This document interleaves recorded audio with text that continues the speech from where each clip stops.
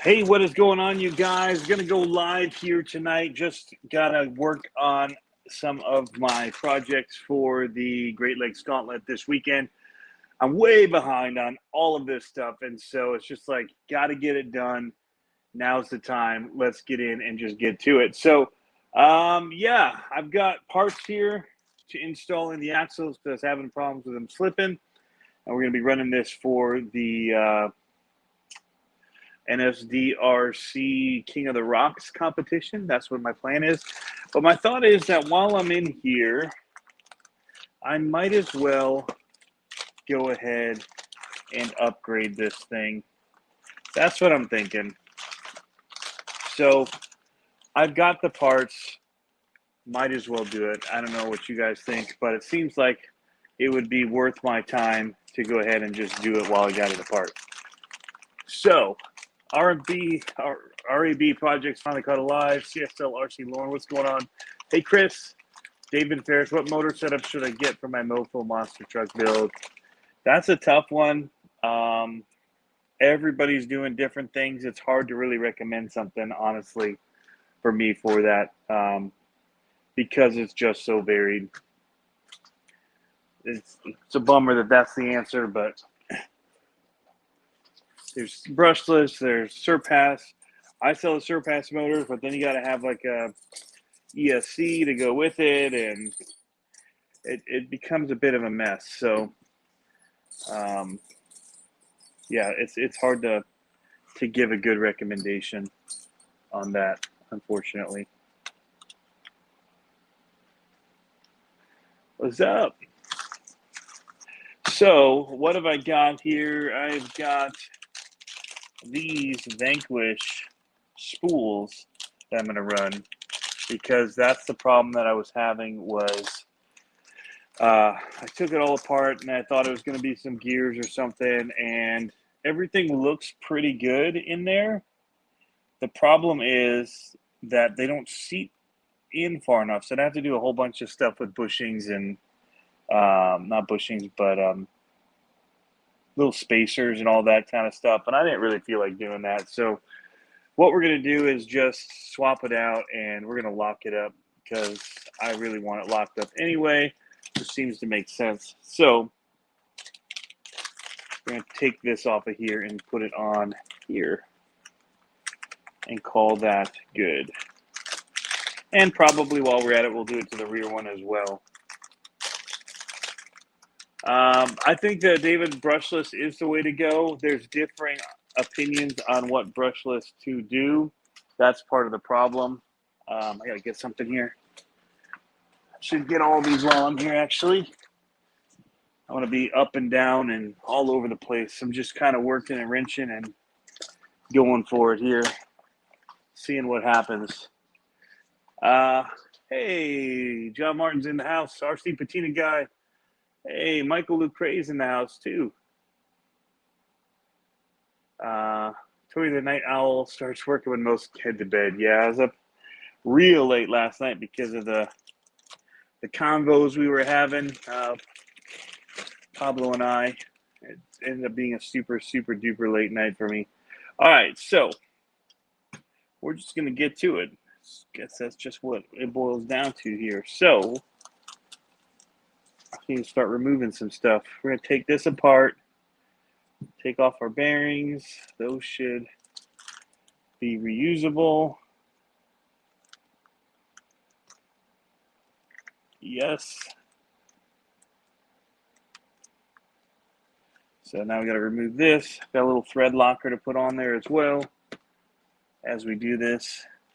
Those are 1.5s and they look quite strippable. I think my best option is to get out a good tool here to work on this.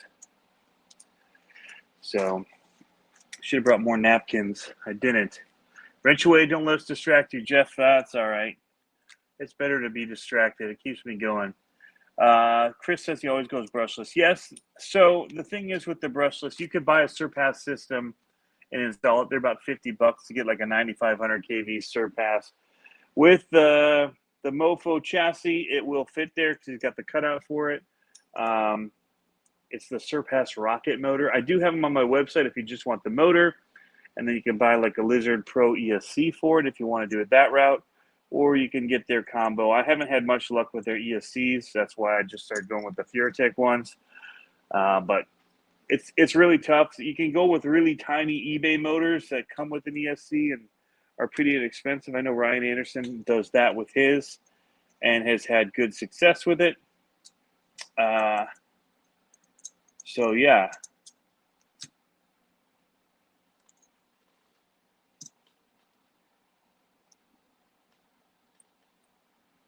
Oh, I don't know what I thought I was doing here.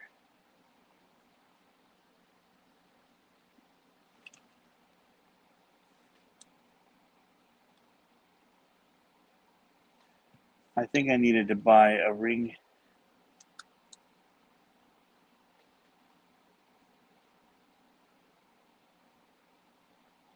A different ring gear for this. Maybe not. We'll see. Do I have a knife?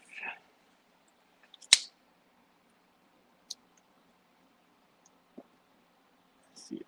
There it goes.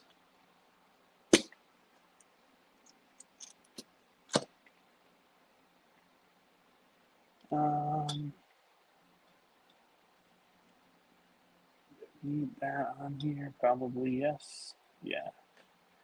There are some bushings on here.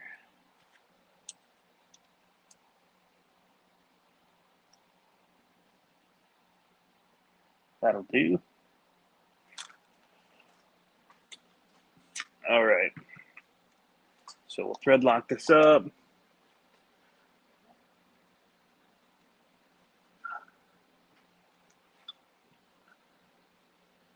Chris said stuff on my site's great. Working on a truck for the Gauntlet. I am. Is that what you're doing too, JMRC? Work on one. I'm trying to work on this one for the King of Rocks.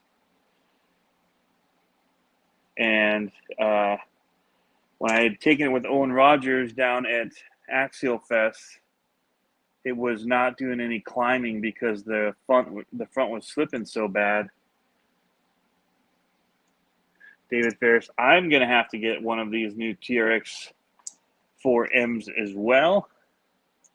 I think they look fantastic, and they're the length of the Gladiator, a little bit wider. I think that's going to make the body and everything feel a little bit bigger, but I don't think it's going to be too terribly big. Ooh, that does not feel like it's going in good. Don't like that. It's going fine into this one. I think there's something weird with the threading in that hole. That's a bummer. These are all good. Let's see what happens. I might just have to crank it down and hope for the best. Hope I never have to change it. Now, see, this one's threading just fine into it. It was cross-threading weird for some reason. Hey, Jeff.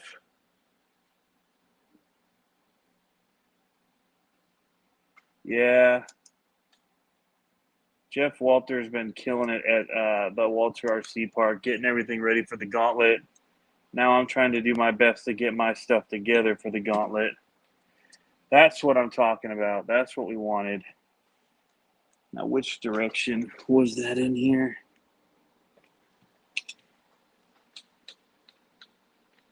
It's on. It only goes that one way, so hopefully this is the same way where we can't mess it up. These are 2.5s. Good on them. Vidavon is going on. I don't need them, I don't think. These new axles have held up so well, but I've got them here.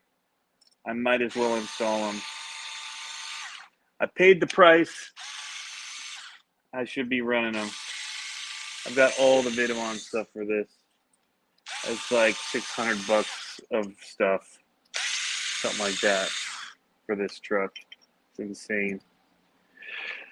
All right, I need to get some grease. Told you it's gonna be a lot of up and down. Oh, here's Utter Butter.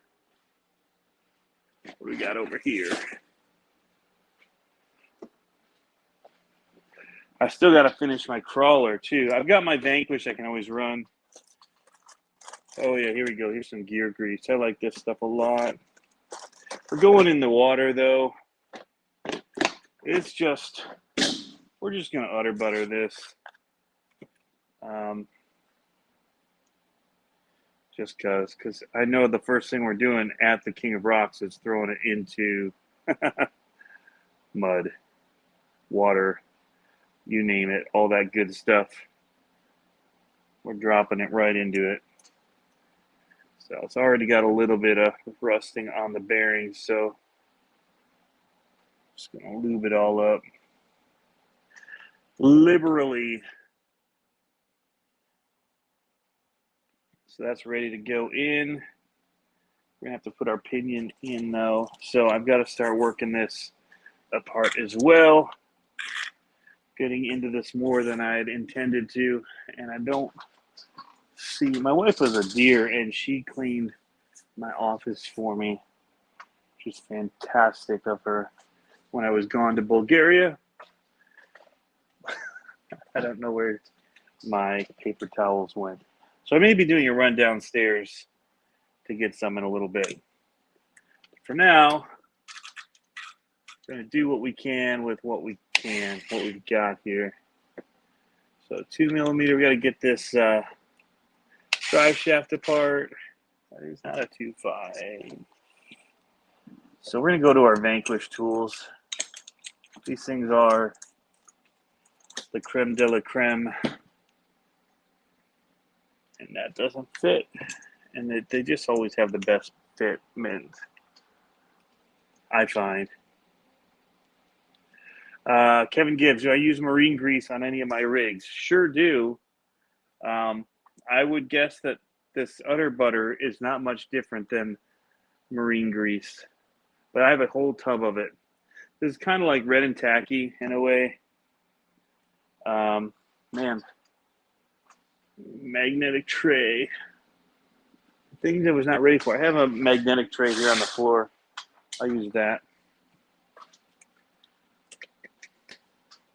We're going to just start disassembling here.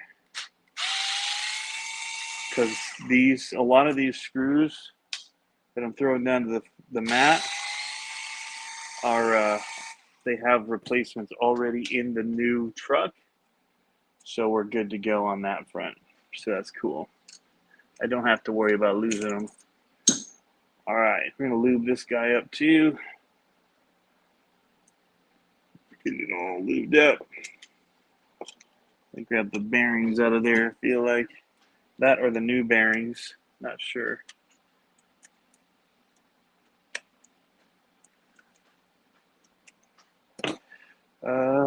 Needle nose. I got small ones in here. What have you guys been working on this weekend? Week/weekend / going into the weekend. But it's a weekday. Utter butter is made by, ooh yeah, that ain't gonna work. That is too small, but it did come with bearings right there. So we'll be using those. They're bigger. Using my new Protect mat. I've had it forever, but I just never use it. Bam, that's in. I'm gonna shove this back in this axle. That inner one though looks like it's gonna still work because of the size of it. I think we're gonna have to use that one. None of the other ones would have fit. So actually I'm gonna pop that one back out and push from this side if I can without stabbing myself. There it went.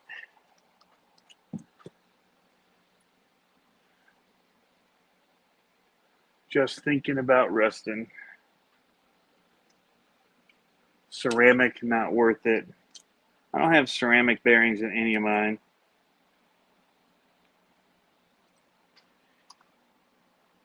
I don't treat them well enough to deserve it. That's part of it. Yeah, see, none of these bearings will fit, so I gotta use this. Just seating weird. There it goes. All right, now we've got grease all over the outsides of this axle. It has more grease on it, I would say, than the gears themselves. Oh, yay me. And drop in our locker here. It's gotta go this way.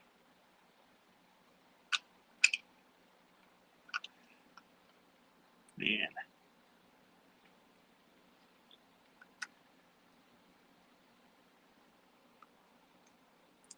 Doesn't feel like it's seated.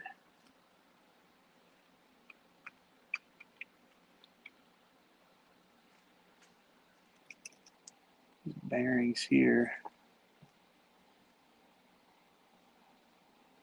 are so tight on that.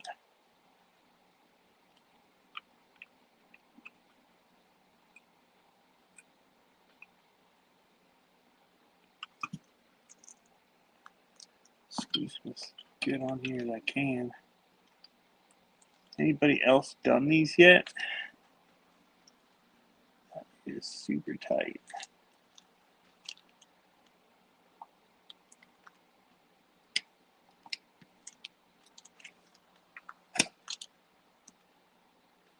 And it looks like it's hitting. I can't go that way because of the shape.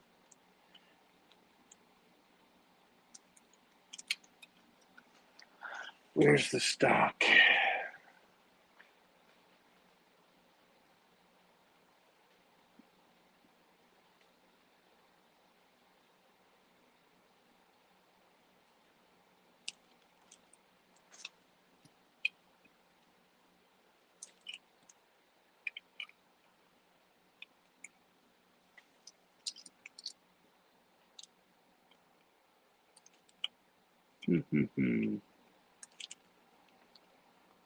See how close it is. I wonder if I need to take that gasket off of here. I left it on. It's not necessary for this, and it might buy me just the littlest bit.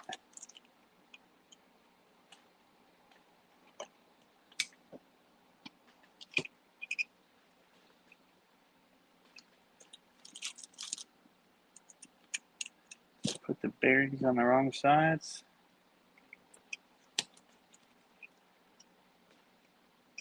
They look the same.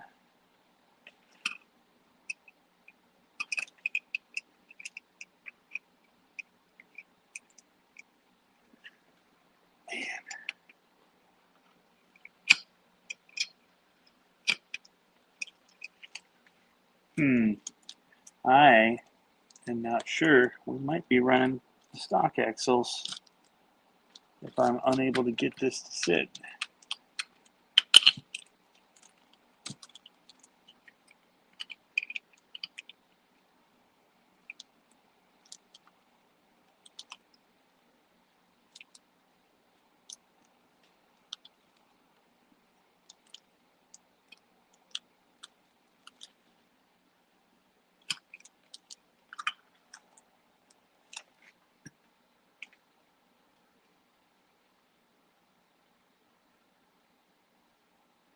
Not really fitting in this one either.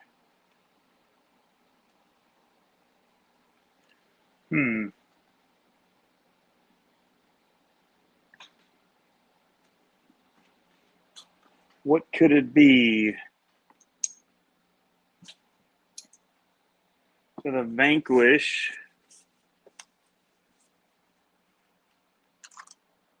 axial rift axle lockers. Should I mean, I'm afraid to take off that O-ring because if I have to go back to the other way, I don't want to mess it up. I guess I'm just putting grease in it regardless, so.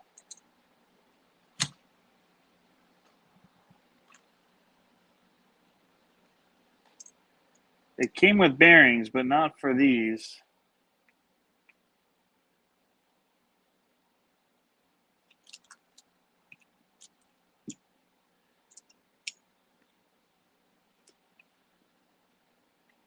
I don't feel like changing this is going to buy me that much room. I don't know if the cut is just off on this axle. Well, no, because it doesn't fit in the stock one either.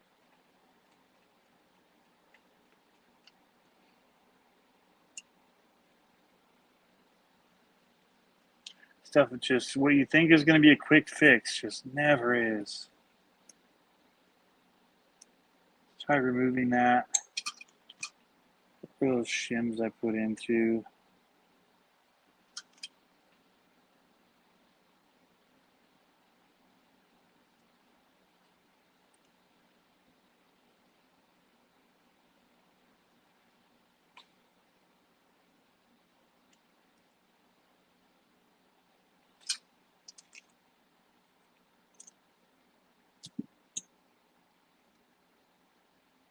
Does that make it go any tighter?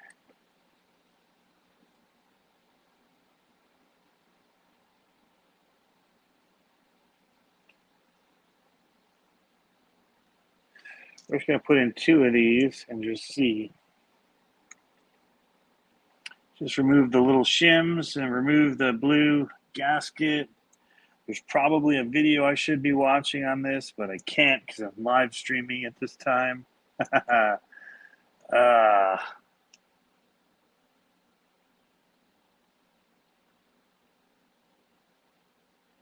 Yeah, that's what I'm trying, Oni. Trying to take all the parts. Anything that might have been making it stick out has been removed. Just trying to get it that much tighter.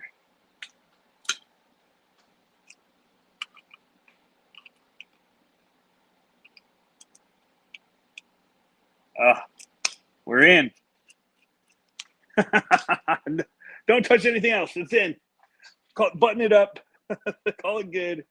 We're done. All right.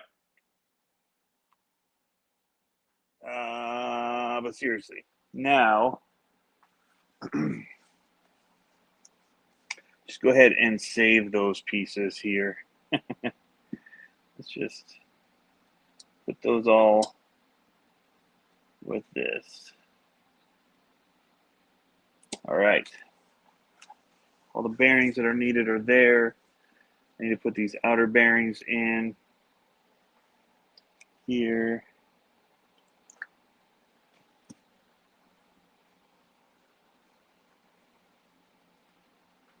I think those can go on now.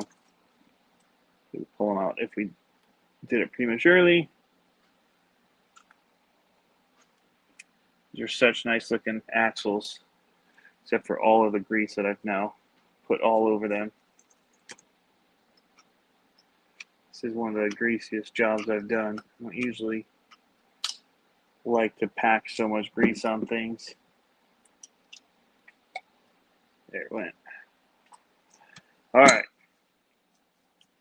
I think I can go ahead and just button that back up. Everything else will just slide in. So we'll see. Will this fit over those bearings? Did I call it too early? No, it's snug. Good. Good deal. Back to our 2.5.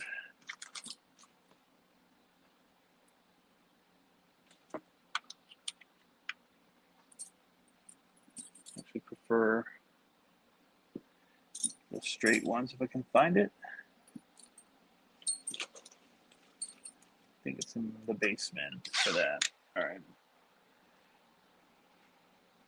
Okay.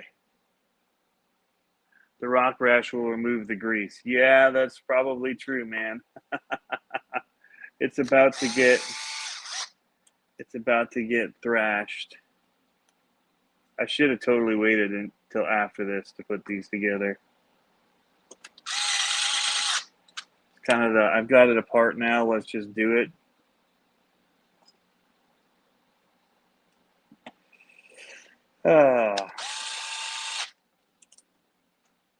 Hope I don't regret it. How much would a mini son of a digger cost? Completely built, they run about $450 by the time you're done. 300 Gets you started. Another 70 for the ESC. If you get the Enduro wheels, they're like $30. So that's about 400 a body, all that kind of stuff. Servo, body and servo. Yeah, about 450-ish, which is down. It's cheaper now because of the wheels and tires and stuff that we do have available now that we didn't have before, which is great. Super great to have. All right.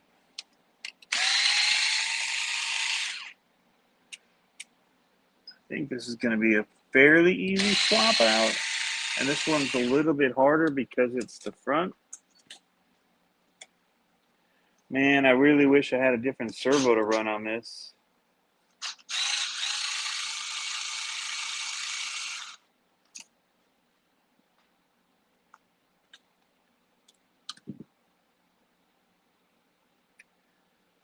I don't have any servo savers and stuff just ready to go on.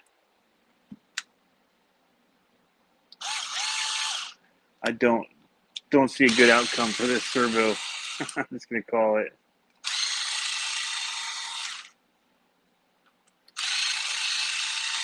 See, here's the annoying thing. Even just removing the servo means I got to go into the box because the way that they mounted this sucker. I don't think I can. Oh, maybe I can. See, I don't think I can just swap it through. But I might be able to just push it through.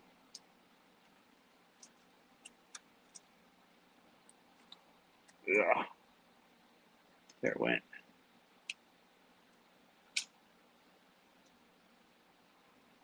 And keep this screw with it. Well, put it in the horn. Trying to keep track of everything in a very chaotic way.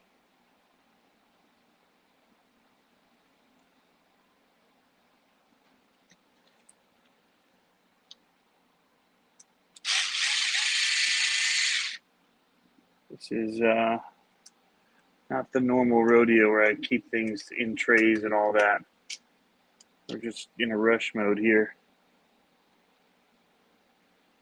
See message from Bardo Curtis.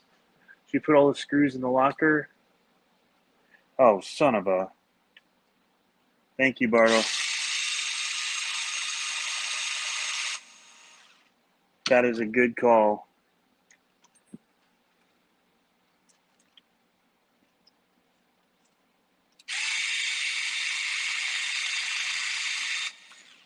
That is a good call.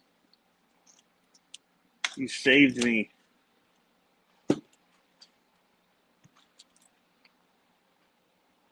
Two-time Tony.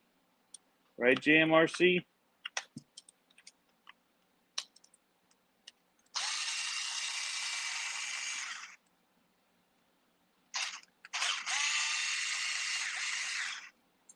Man, that's a huge catch. Thank you, man. Yeah, 2 screws, that thing's going to pop. It's going to pop. Now that my fingers are so greasy, it's going to be up there. I thought that was going to be harder to get it to pop. Bam. Thank you. Thank you, thank you, thank you.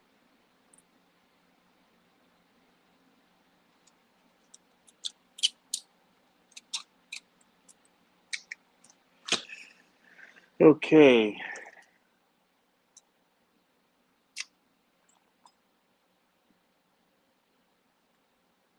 Thread lock on here. Man, that could have been a big mistake. See, that's that screw again that doesn't like that one hole.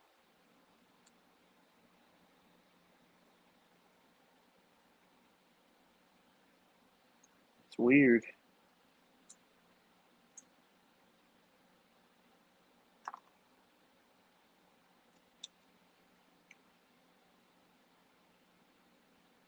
This one's not liking it a whole lot either. Something with the threading, I have to get it started. What happens when you wrench at midnight? That's the truth. I'm going to grease it a little more too while I'm at it.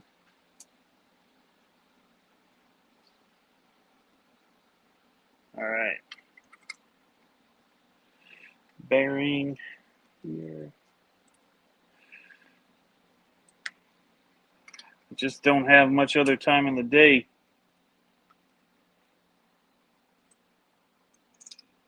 Those that don't know, this is not full-time for me. A lot of people seem to think it is.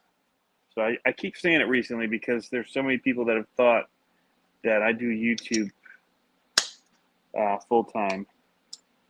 No, I do not.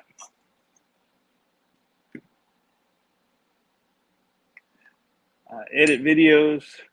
I go and produce videos for companies and clients, and then I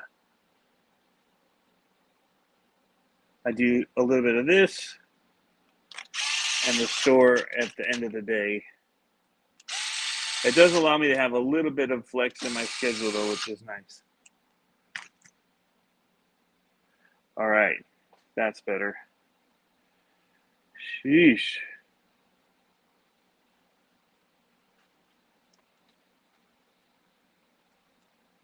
See if this one will push through the same. Yeah. All right. It's like constantly switching between 2 and 2.5 on this one.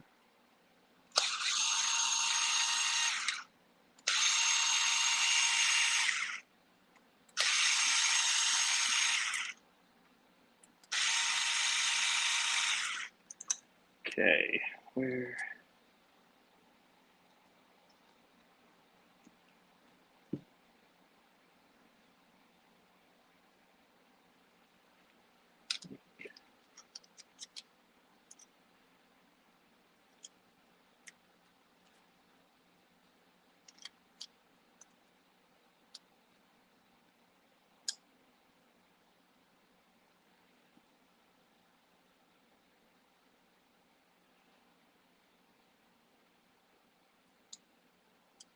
All right. That's pretty good.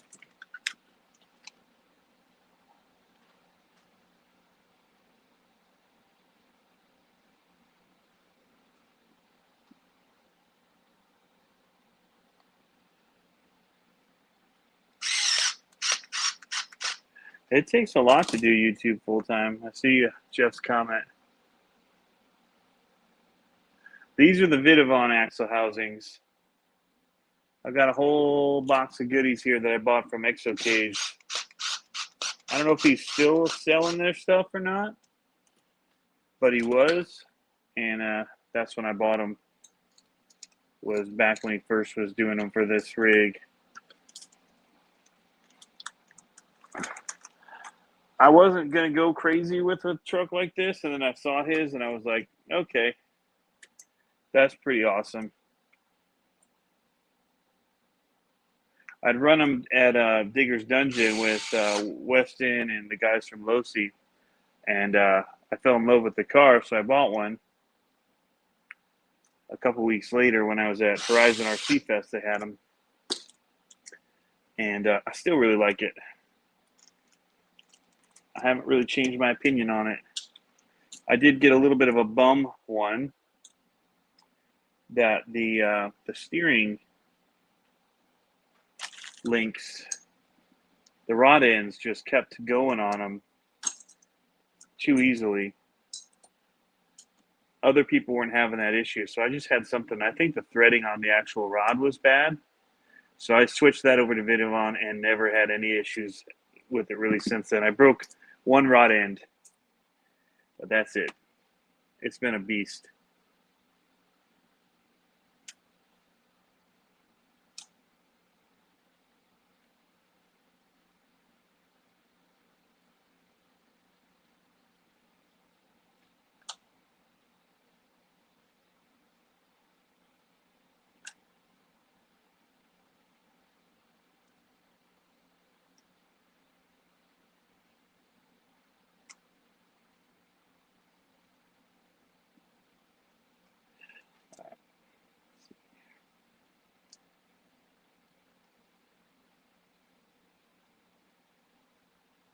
We just have to look at it. Just look at it. That's what I was going through right there. Just had to look at it. I was a little confused by all the links for a second. And then that moment of, I didn't look at how it was before I took it apart, hit me. You guys can't see anyway.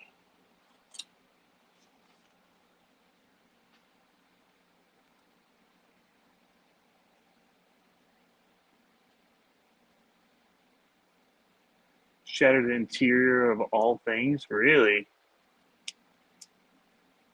How would you shatter the interior? Did something go into it, like branches? That's craziness.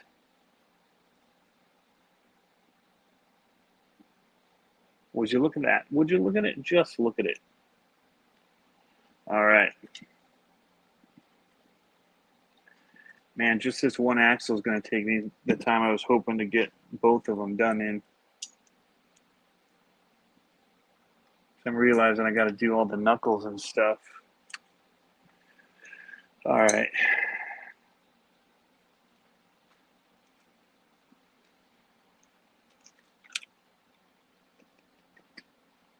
Boom. Now I got to do the shocks and the links.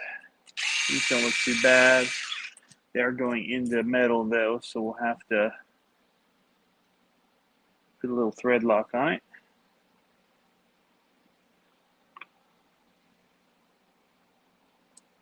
I should probably give the other angle for you guys.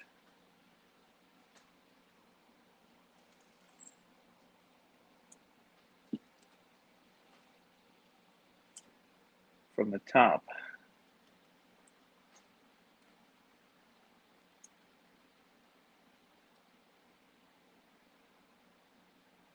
These things have a lot of play. These pillow balls on these ones really move around quite easily.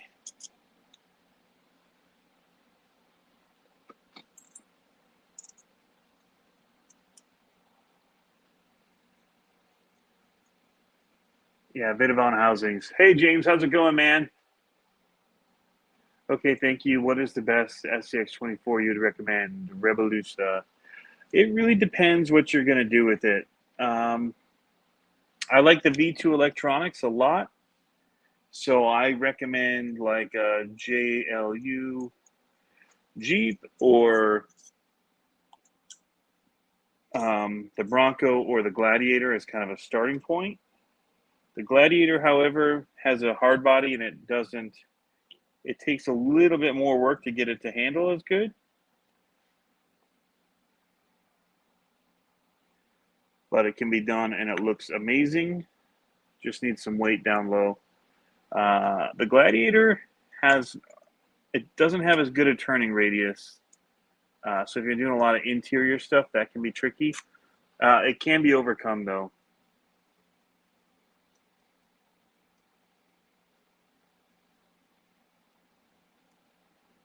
So that sounds like a wicked wreck, Oni.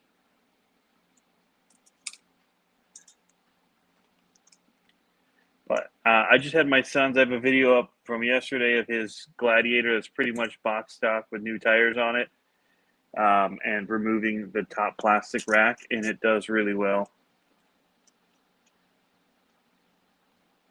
for a stock one.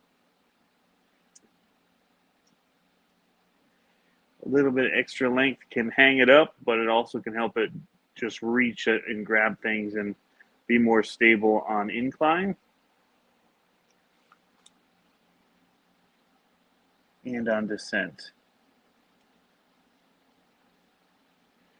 So it really depends on what terrain you're gonna use it on. I think the Gladiator is one of my favorite, just out of the box ones.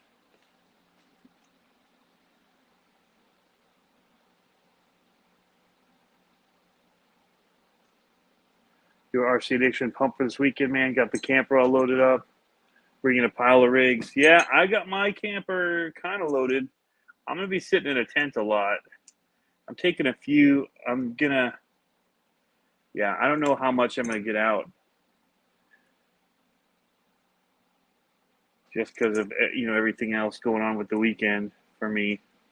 But I'll be there and enjoying it and hanging out and running the SCX 24 comp. So I'm gonna have to be working on getting that set up, and we're gonna change gates after. There's a Friday night run, and then also a Saturday night or Saturday afternoon SCX 24 comp. So I'm gonna be busy with the two and getting ready and all that. But I hope to get out to the trail a little bit. I might have to wait till Sunday. I don't know. Love the new theme for the Gladiator, David Ferris. Yes, that was my son's want. That's what he really wanted. So we hooked it up. I didn't do the links right.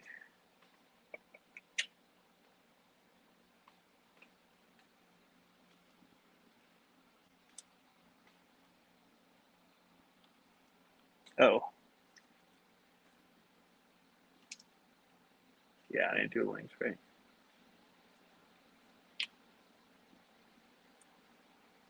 Or did I? I just had the drive shaft stuck.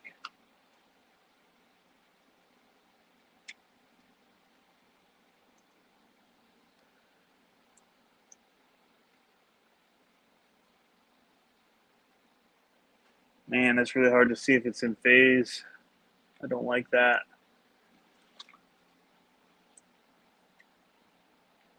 It is. The letters are lined up. It's in phase. That's good to know. That's smart of them. All right. I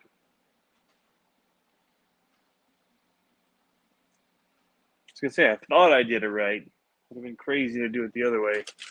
All right, so I do have the knuckles.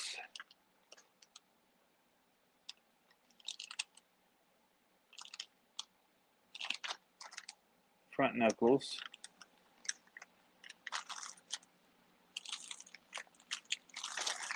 Gotta see how all these are worked. Got this bar.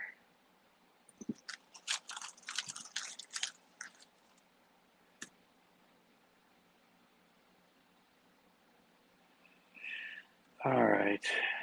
So, dang, I got a lot of disassembly to do here. That's a bummer. Let's just move this out of the way for now. Can set all this stuff aside.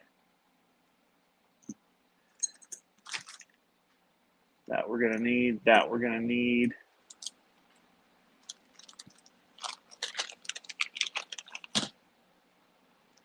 Let's see.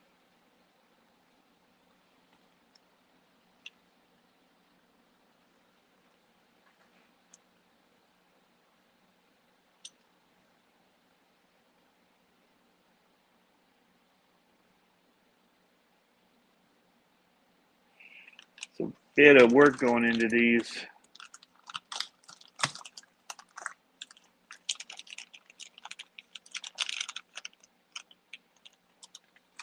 Most of the 124th so far have not really been waterproof, and neither are the Vidavon parts for it. Or not Vidavon, PureTech.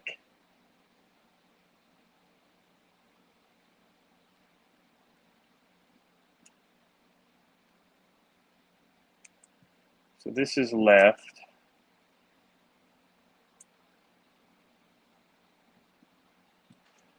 All right, here we go. Try and keep things straight. Keep me honest, guys, when I forget something here. Keep me honest. All right, that's coming off. This has got to come off next.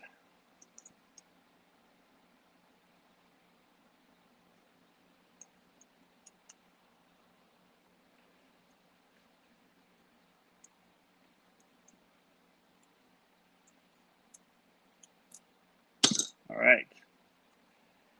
So, I guess we can just go ahead and put this back on.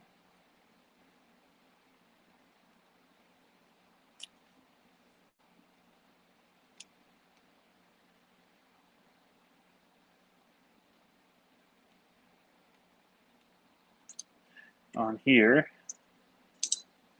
They've already got screws. Everything's already in here. They've made it pretty easily. Made it pretty easy to keep track of because there's new screws and everything. So we're just going to ditch these ones. Use the new screws that we just got. Lock it in. Gonna put them on. I think they look cool. It's worth it. It's worth a little effort.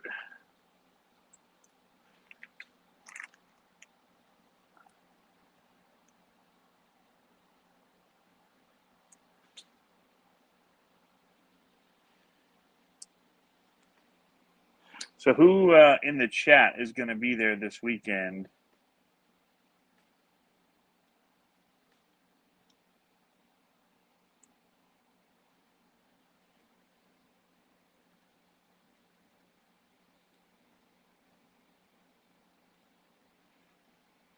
Has anybody seen Scale Builders Guild's Earth Roamer? The first video I saw of it, I thought it was a real truck. It was impressive. Very, very impressive.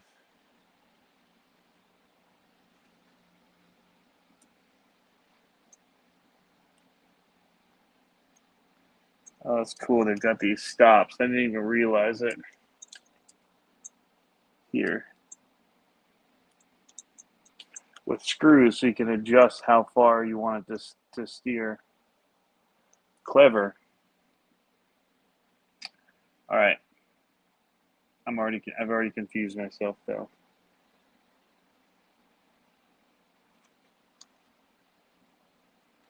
Now I have to take this pin out.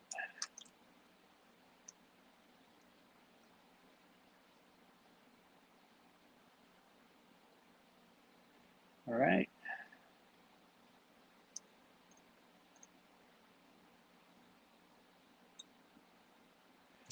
Not sure how you grip that thing. There it was. Guess you do it just like that. Yeah, you can tell how many times I've taken this apart. He did a bang-up job of that unit. But he kind of always does. Yeah, he really does. His builds are next level. All right, there it went. It's apart.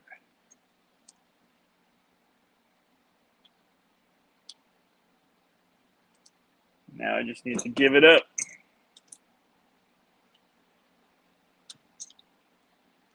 We've already got bearings. Need to get this one to release.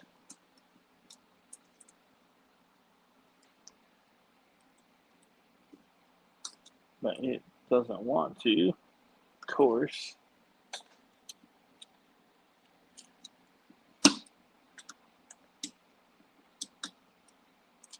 There's a little bit.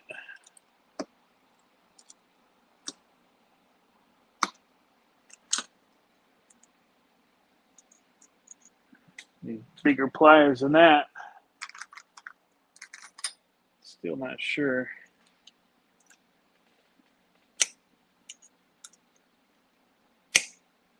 How do I get it to come off of here?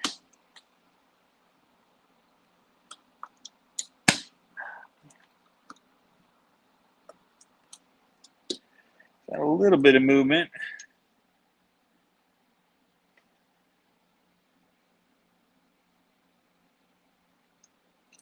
Work it a little bit here.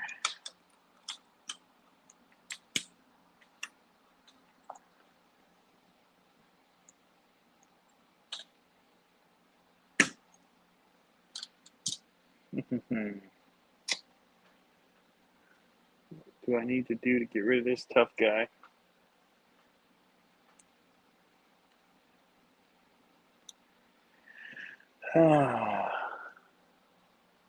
That's what she said.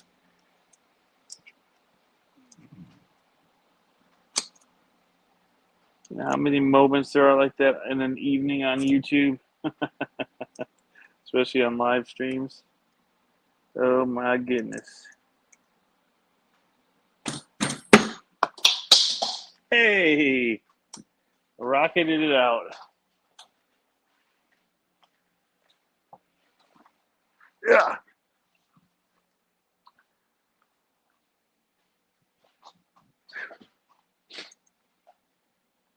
We do what it takes.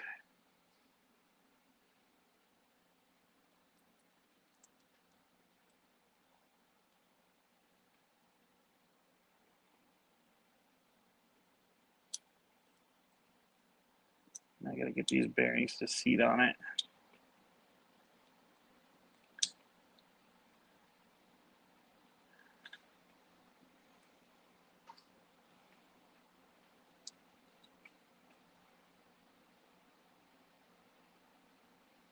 It's the wrong one. You don't want those ones to seat on it.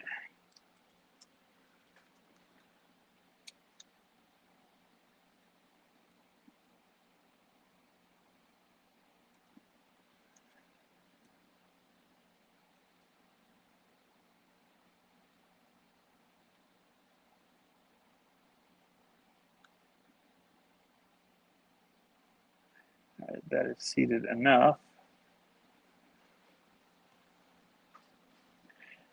All right, use the side cutters.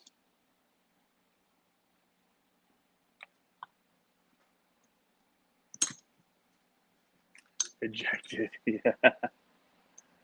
That thing went flying. We showed it who's boss.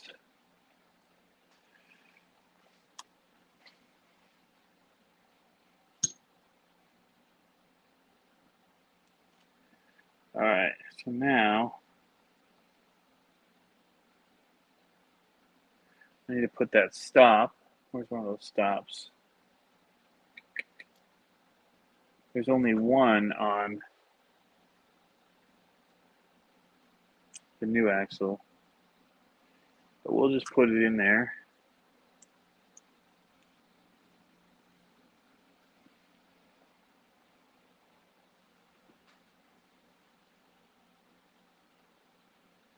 Tuning in just about in time to watch me cut my finger off. Well, welcome.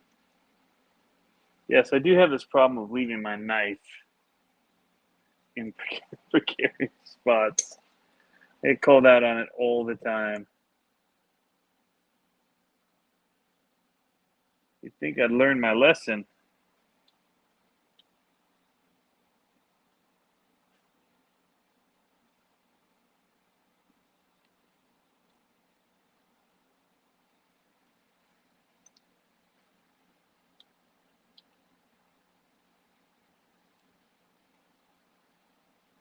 I probably should have put this in first and got it seated. There it goes.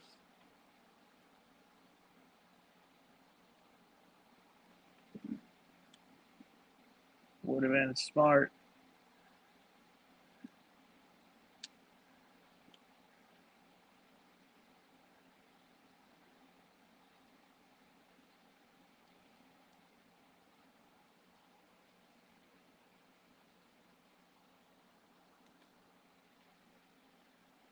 All right. So now we're going to remove these pins here, these screws, put in our pins, and then lock it back up. Throw a little bit of grease on these just so they slide in easy, hopefully. In theory, goes. And you're going to definitely want to thread lock this guy. You don't want that coming out and then losing that pin. Bam. Probably could do 2 views.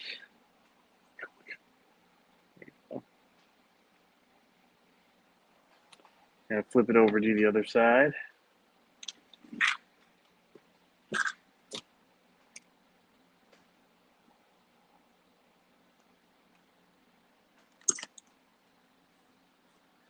So nasty how greasy my hands are.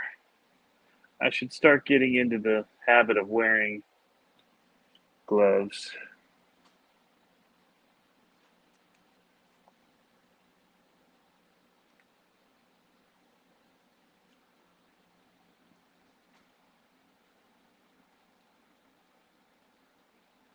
That was a lot of thread lock. Hi, little wedge, like a wedge, not to cut.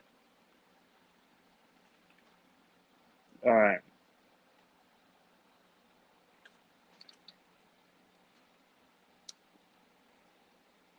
Feel pretty good about that. It's a little stiff. Really going to make that servo work. They'll put a little bit more grease on the next ones. All right, that was one. Still got a whole other one to do here. And we're only on the front axles. Maybe we leave the rear plastic and call it good for the event. Show up with a half-finished truck. Nah. Time is it? We got some time still, so it's not even midnight yet. All right. It's the only event I'm going to be able to compete in, I think. I could probably do the, what's the other one I do? The Purgatory, which actually looks like a lot of fun. I just don't have stuff ready. You'd think I'd have enough time to get stuff ready, but I just have not had enough time.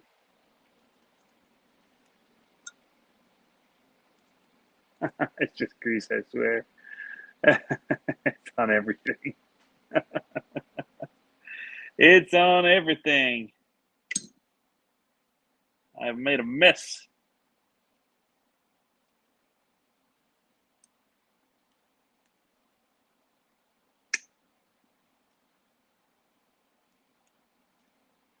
Don't know how to.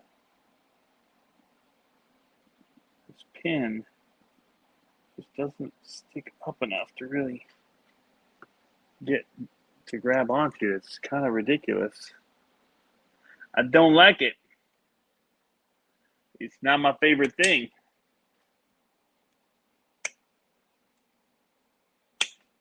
Especially if it's not coming out easy.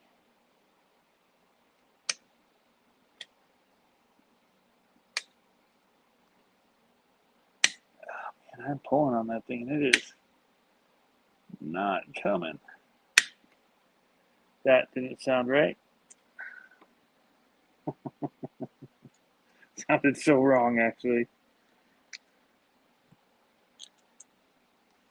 All right.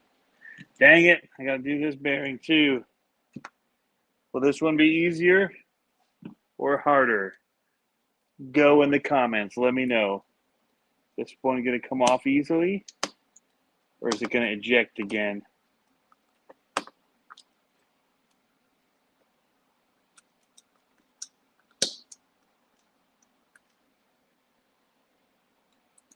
I think we might be ejecting it again.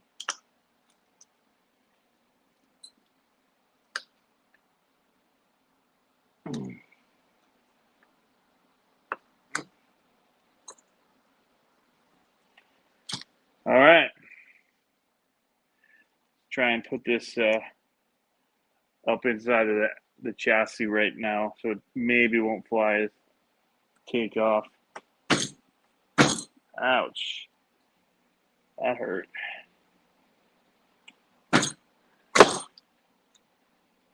Man.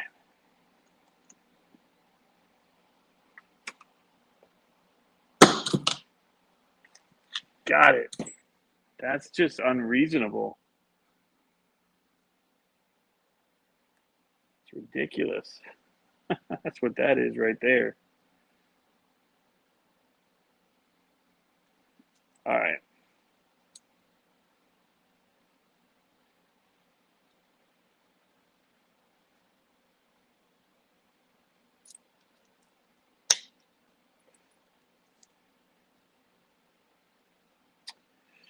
Okay, so I think this time we're going to try and set this before we do all the extra stuff.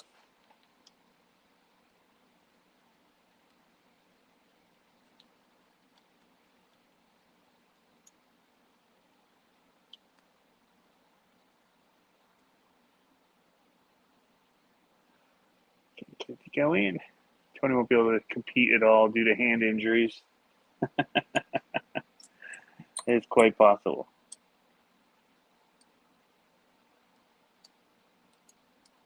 Just go in your hole.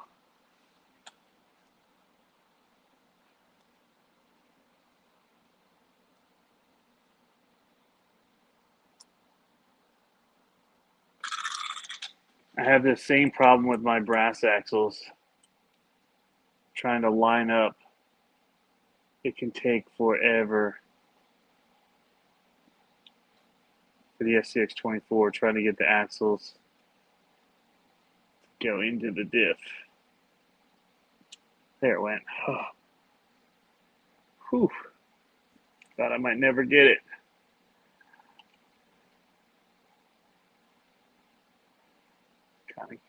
Kind of ready to give up. Throwing the towel.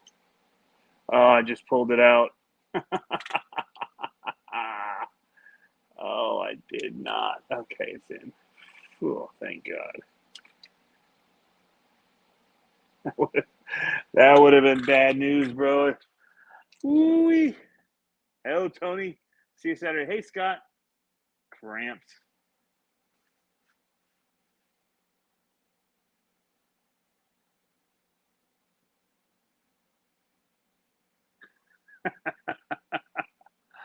Jeff. Come on now.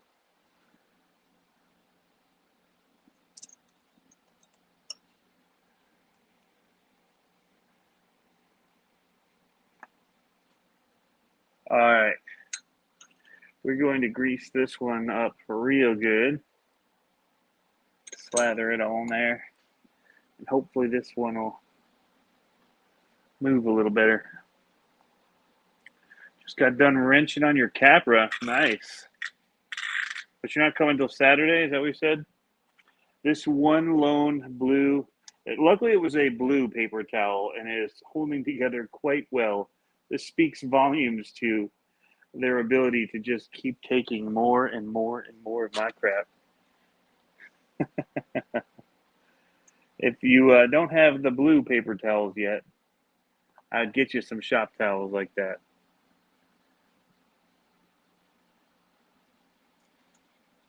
Tell them Tony sent you.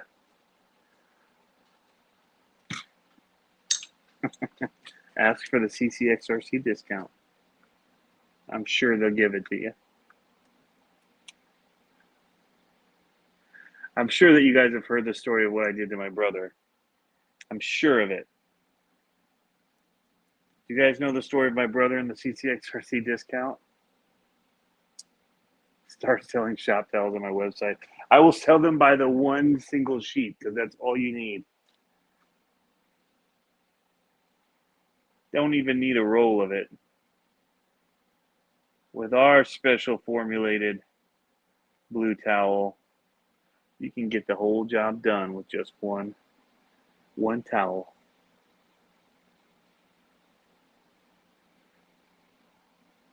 Still talking RC, right? Yeah. It was a CCXRC discount, RC related, with my brother. This one is so much tighter.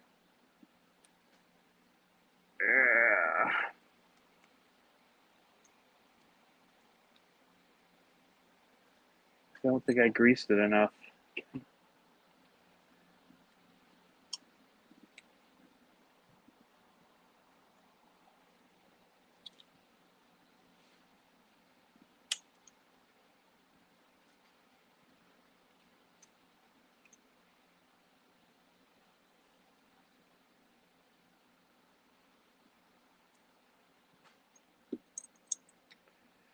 Let's see if that helps.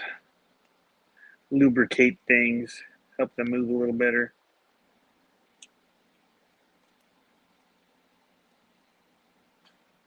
Sure, I did the top one. Maybe I did the bottom one and not the top one. I greased one of them. It's just really tight.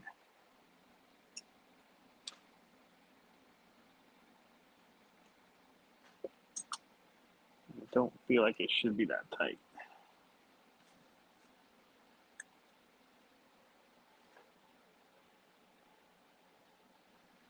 Slid in easy. I want to hear his brother tell a story. Haven't heard it tell. All right, so my brother, it was a sad reason he was in town. But yeah, my dad had cancer and was in the hospital in Richmond, Virginia, for a couple months before he passed away. But while my brother was there, he was kind of getting into some of the RC stuff and with his kids. And so they were heading up to the hobby town there, which I frequent a lot. Um, so not necessarily the Richmond one, but they're all owned by the same family. And I really, really like the family. I think they're good people. They're kind of the good people for the hobby. And anyway, that's all side story. But he's in town and he's going up there. He wants to buy a Venom charger, a dual charger for their RCs. And so he goes up there and he's looking at him. He calls me, and I was sponsored by Venom at the time, and I really like those chargers. He was asking about it, so that they were saying that was the one to get, and I said, yeah, man, it's a great charger. I have two of the quad charger. He's like, okay, cool. He's like, it's like $120 or something, or $110. I'm like, yeah, that's not bad. I'm like, but you can you can get it cheaper. Just ask them for the CCXRC discount. Uh, they know me up there, and from YouTube and all that. And he kept going around the store because they kept saying, we don't know anything about that, each employer. And he called back and said, yeah, he did. He said he didn't know about it. I'm like, oh, that guy, he must be new or something. Go ask somebody else. Like, and about the third time he realized that there was no discount. So I spent a lot of money at those stores. I really miss the hobby towns in Virginia. Anyway, hey, what's going on, Psycho? Dirk.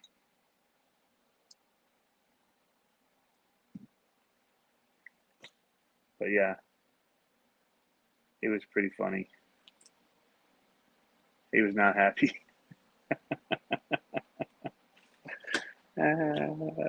So he ended up leaving the store and not buying it because he was so embarrassed. He went to a different store and bought it. No, it was another hobby town. It just wasn't the same workers. He just couldn't face them again.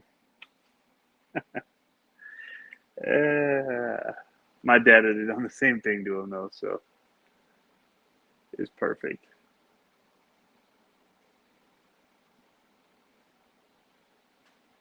He got it. We're always like that to each other.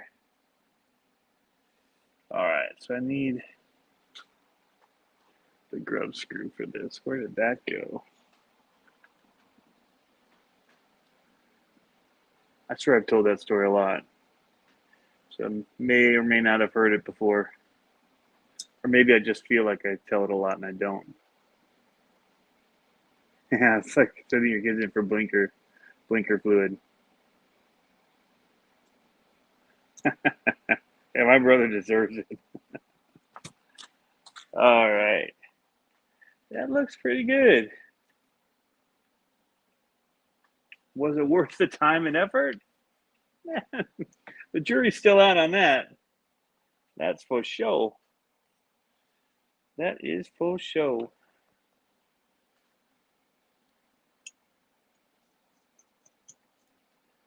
But I've got all the hop ups for it. I've even got the front sway bars. Ah, shoot.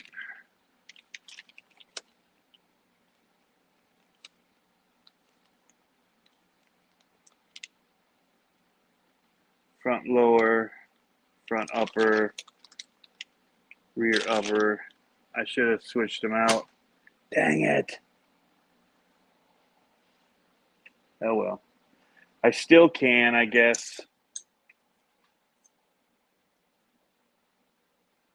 Not like they're that hard to switch.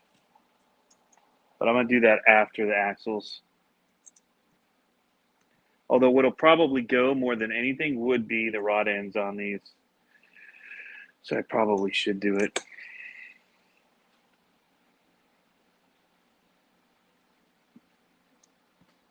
It's just how it is. Tony Two Time. How quickly will I break something running with Owen? Well, probably pretty quickly, because Owen will break something, if that's what you mean. If either of us will break something.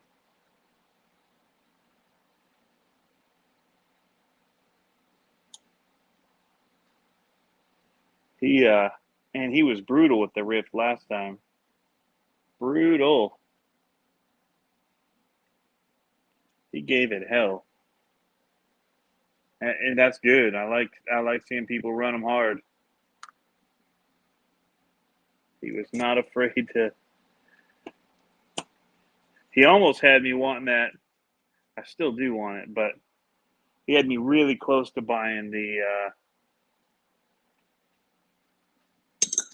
what's that one? The Curry one.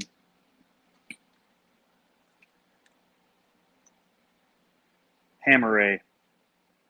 I was driving his, and it's quick.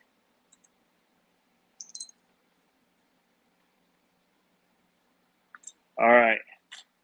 So that's buttoned back up, you guys. That should just eat. I think what I'm going to do is I'm going to do the lower front arms now, because those will probably be what I would break more than an upper.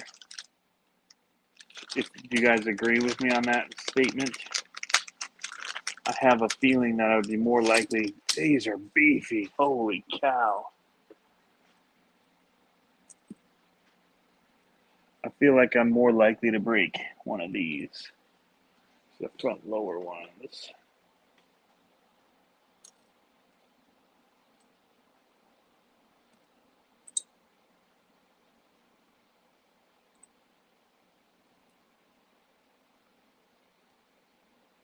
That's it right there.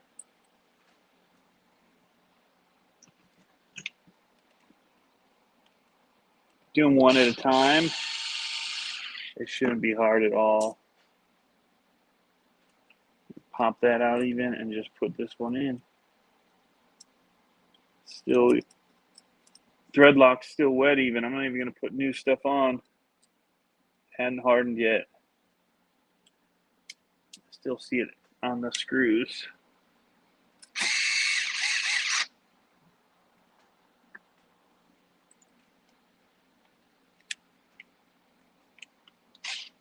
What's funny is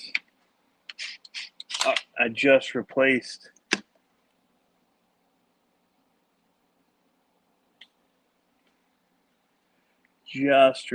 the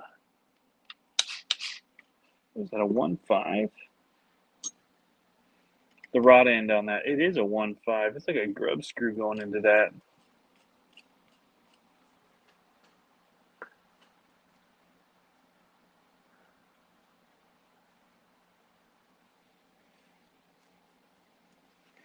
So you must not have the special CCXRC blend of blue shop towel if you're going through that many. You may need to look into when we populate our store with the blue shop towels, CCXRC single sheets. It'll run you about $10.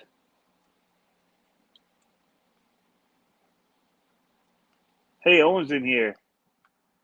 He says he finally got his fixed a couple weeks ago. I'm just fixing mine up, buddy. Well, I fixed it, but then my front diff was tore up, so I'm putting lockers in. And all of the Vidavon stuff that I got rear sway bars, rear axle. These are the front sway bars, So you actually remove part of the plastic here in order for it to run this bar through it. Somewhere you remove a piece. Oh, right here.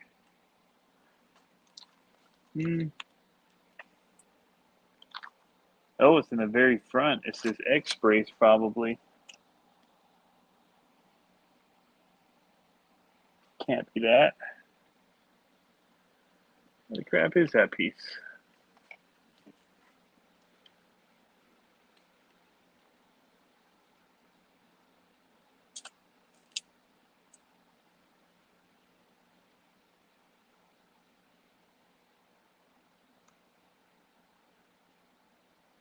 Well, somewhere you replace a piece of this middle one.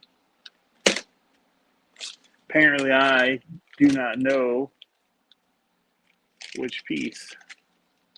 All right, so I got to do the other side. Then I do the trailing arms because I do have the trailing arms as well. So I got a long road ahead of me here.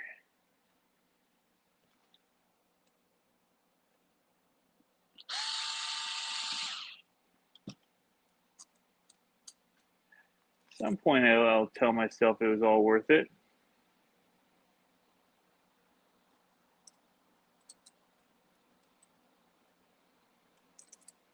It'll probably not be for a couple weeks. But I'll do something stupid and realize I'm glad I'd done that. Jason, no, I ain't done yet. I had to figure out what was going on with the diff locker. It wouldn't fit in the axle. Now I'm tearing apart other things, changing out links just because I can.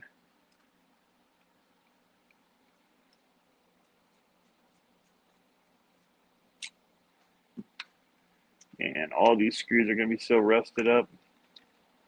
It's going to be terrible.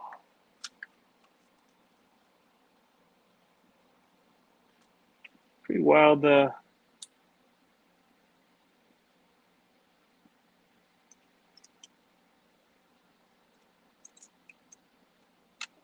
Threaded screw here. That there, one of them 10 scale rock crawling buggies. That one says the front and back were all messed up. Yeah, I'm switching out the front and the back to lockers. They definitely weren't shimmed enough. I mean, I'm here. I guess I should just do the front while I'm at it. You can get that out of there though.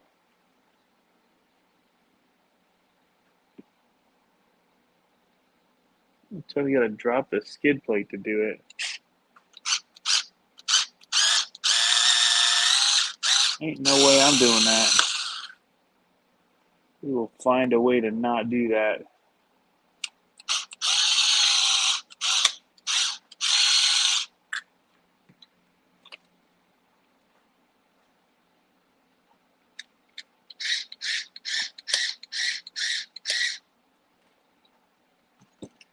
We'll just not do it. How's that?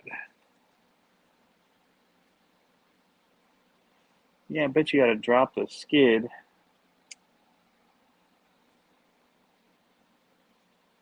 So at least 4 screws on each side to do that, to change out these uppers. That is not happening. Not tonight.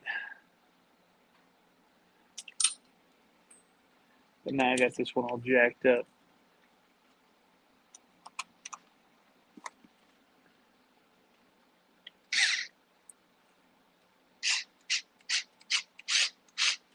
Oh well. Alright. Guess my tires for this are down in the garage. So we'll just take off the rear and start working on that axle. Call the front done.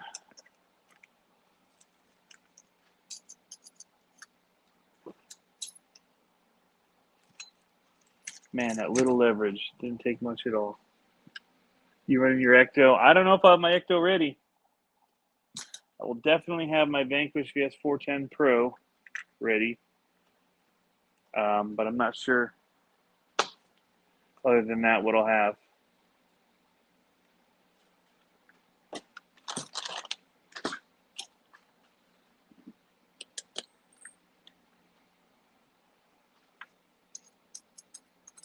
Just not sure.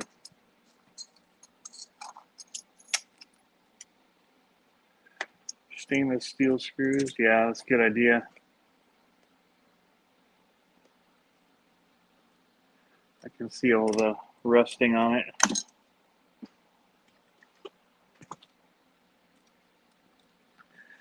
Okay. Where are we going to start with this guy?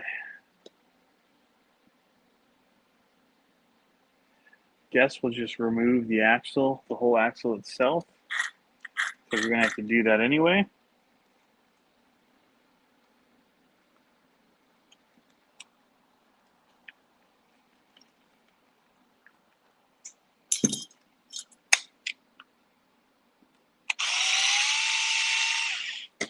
I have a whole bunch of, the only things I've packed up so far are the stuff like for my shop to sell. I'm like so far behind. Hey, gotta have this over here. Still cold.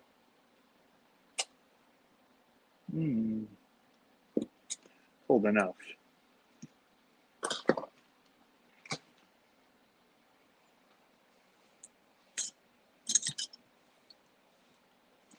All right, let's get all this stuff that's old screws out of my way. Those are all going to be extras. All this extras as well. Get back to like a base point here. All right. Now we can attack. This one is Bell's from Comstock, Michigan. It is a two-hearted ale. And it's very tasty.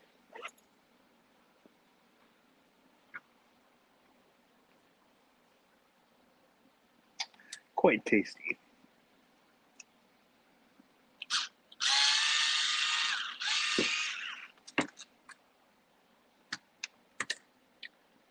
Ooh, had a ball come out of that one. Shouldn't matter if we put the Vidavon one in. If we can get to, we can't get to that one either. So maybe this weekend I will find time and drop this out. Currently, I'm not in the mindset of doing that for time's sake.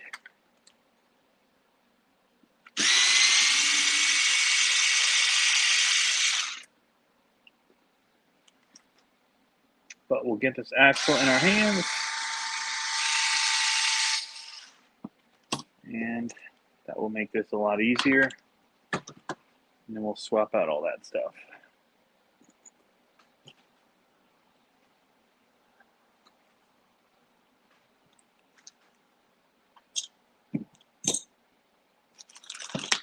So what I was keeping all the parts in. I realized blocking you guys' view here a little bit.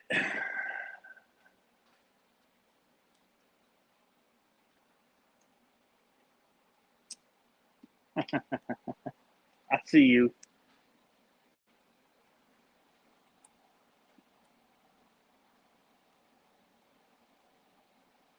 Hey, where's the mighty handy tool? The mighty handy tool is not over here. Oh wait, it's right here. But we are in, we're at the bench. I've got bench tools.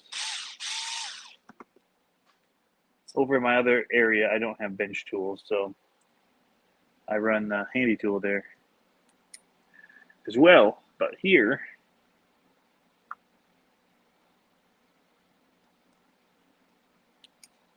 I've got them, and I don't have to be switching tips on them all the time,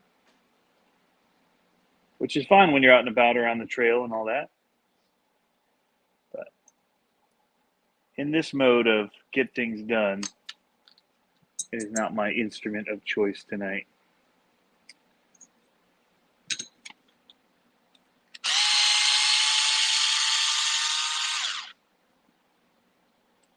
Power tools, my instrument of choice tonight. Bam. I've never had this apart. I'm kind of excited to see what it looks like on the inside. Oh, and Rogers has his apart. I do like the handy tool. It really is one of my, I mean, not just blowing smoke up my own. Like, I didn't design my tool, so it doesn't, it's not tooting my horn in any way. I just really like it. Of the ones that I tested, and getting it paired with that, 1.27 for the SCX24 makes it super useful for me. This doesn't need that. 1.27. That's like one of the main features of that I use. All right. But again, nothing special about me or whatever doing it. It's a very prevalent style tool, just with different bits in it than what I chose. The crap. I have to take these out too.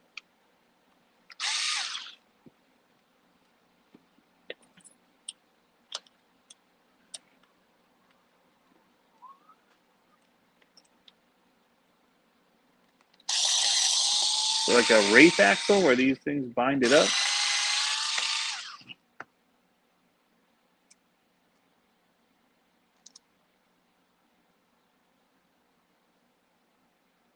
Huh. Interesting.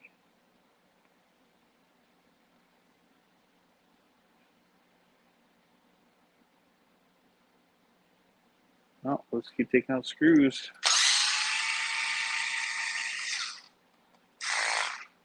This is ooh, that's not good.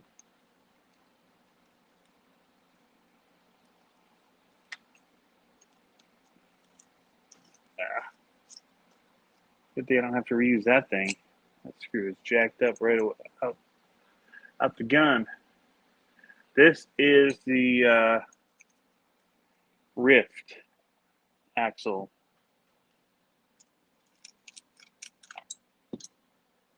The axial rift. And those bits do not fit.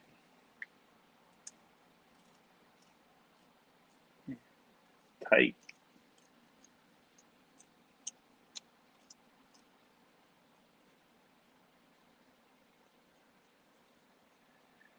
I'm hoping that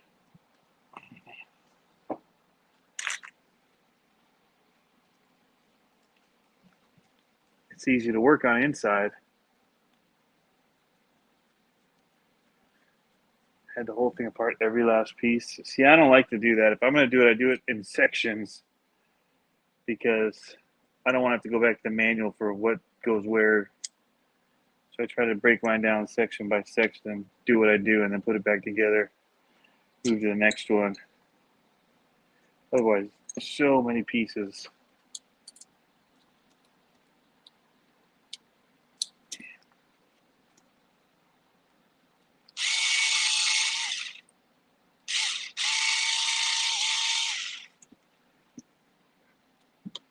There it goes.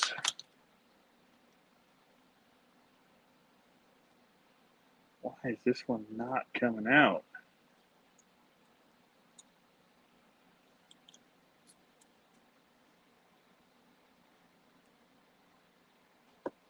There it goes. Man, that was like sealed.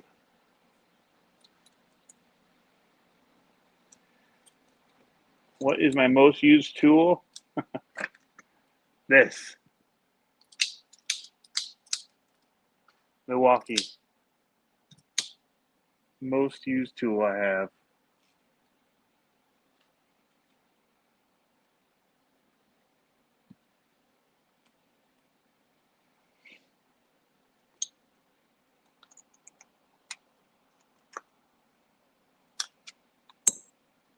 All right.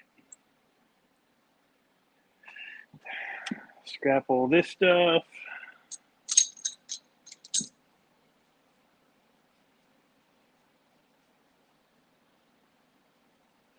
And this blue rag is just continuing to take it.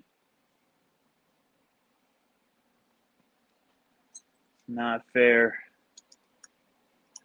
What's being asked of it.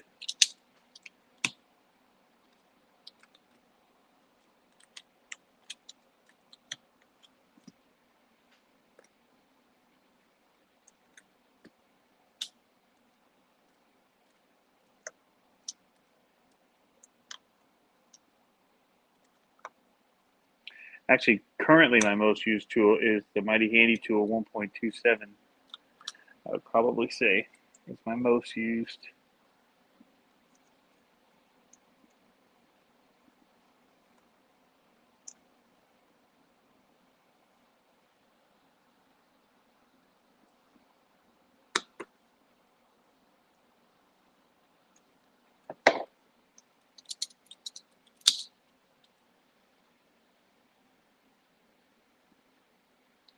Who needs a pocket pry bar when you have a utility knife, right?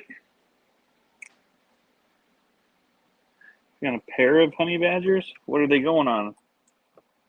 Got a pair of honey badgers?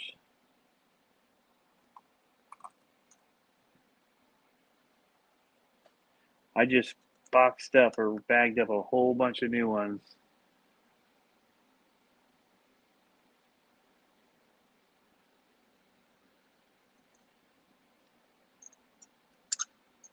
I was flipping a front air 60 for rear. Yeah. All but the shocks. Smart man, smart man. Oh, there you go. 10.3 dig and 2-speed. Good deal. What's my honest thought on the bearing? I thought Rich coming into the stream was absolutely fire when he came in, railing on Matt for being okay with bearings. Fantastic. That was good television right there. I was very amused. However, I don't think it's a huge deal in these little cars, honestly. You could joke that it's even good for weight, in the axles, if you wanted to have brass bushings in there. They look like brass bushings. So, yeah.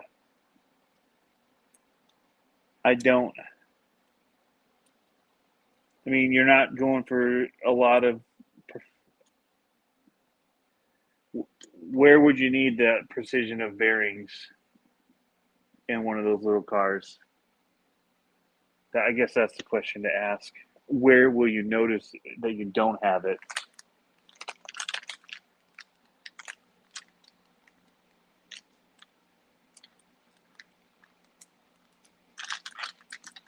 So, yeah. I don't think it's a deal breaker at all.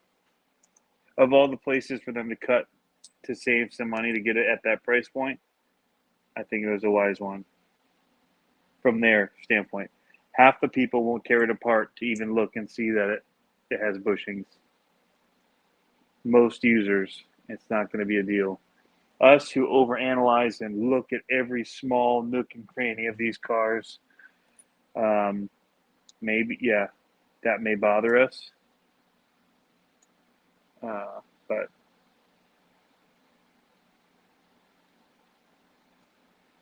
it was not a deal breaker for me. I get where Rich is coming in though, as car manufacturer, because they're the ones that are going to get all of the people complaining that why would you put bushings in there. So his point is totally valid, and they're going to get the people that are going to say that to him. But I personally, I don't even know that I'll go through and take it all apart to switch it all out.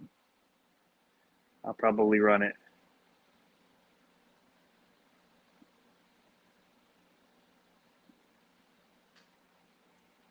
So converting to speed like monster. Oh, if I did monster trucks, I would definitely convert it.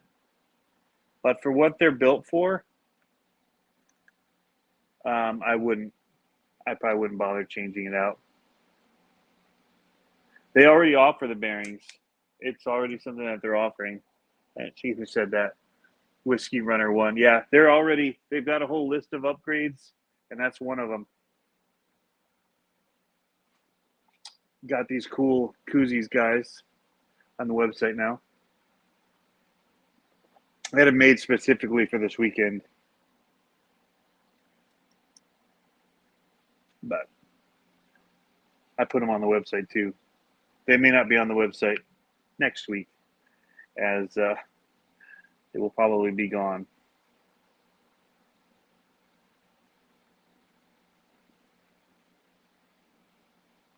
Yeah, that's my honest thoughts. I have a podcast I'm going to do about it where I can just talk through a lot of it. My biggest gripe with it was that it's a different size. You know, in a world where we've already kind of got an established truck that's being used, or size is being used for comps and things, it's kind of annoying that it's different. It's going to be the same for the monster trucks, because they're starting to race those now, and they're having to ask the questions like, are we going to allow the 18 scale to run with the 24 scales that everybody's now just spent all their money on building? These are like real questions that they're going to have to answer. So that's the bummer. It's going to sell like crazy. I think it's going to be amazing.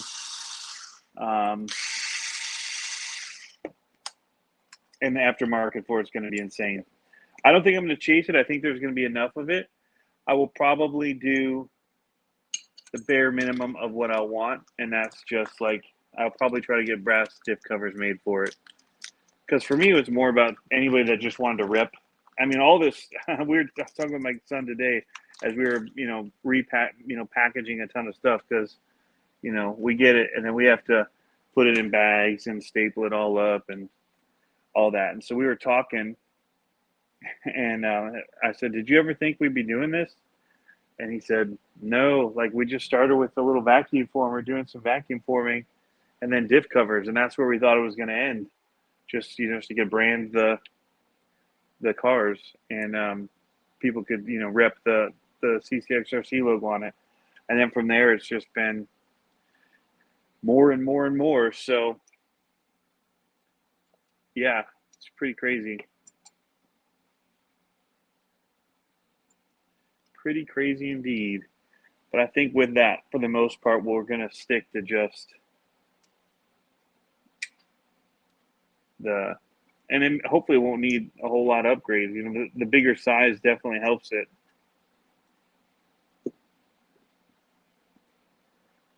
So,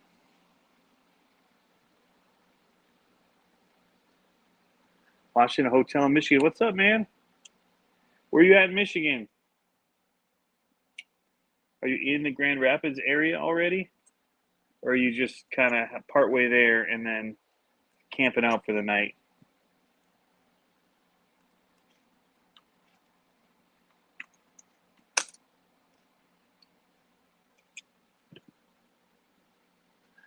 Bearing.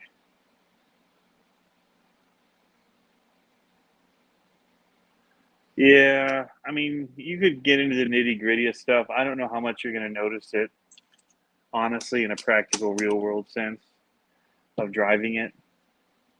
You could analyze and do all this stuff, but brass tacks on the trail, are you going to notice it?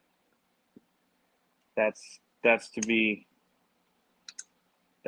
figured out still. I don't really think it'll be that big of an issue. But they've made an upgrade, so anybody that does want to can. So that's cool. That's real cool. I'm not trying to be like negative about it. Some people will definitely notice it. It's not something I would notice. That's what I should say. Some people will feel it, and in the real world, it's not something I'll probably feel or notice a whole lot myself. Oh shoot! I just destroyed a bearing. Oh no, I didn't. Oh gosh! Thought I killed it. And this one is not going in though.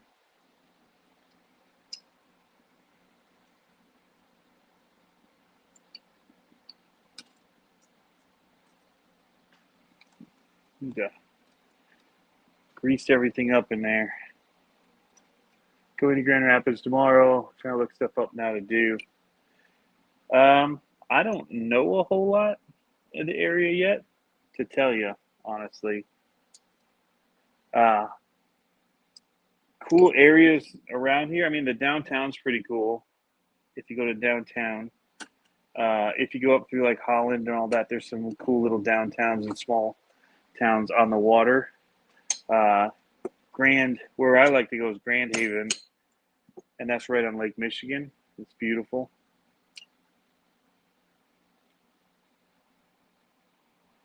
Bearing isn't seating. Maybe this will help force it in there.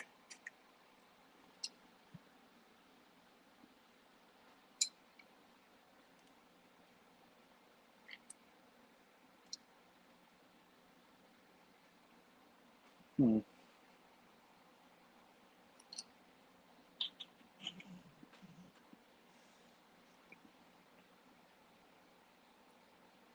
That's how that's supposed to sit.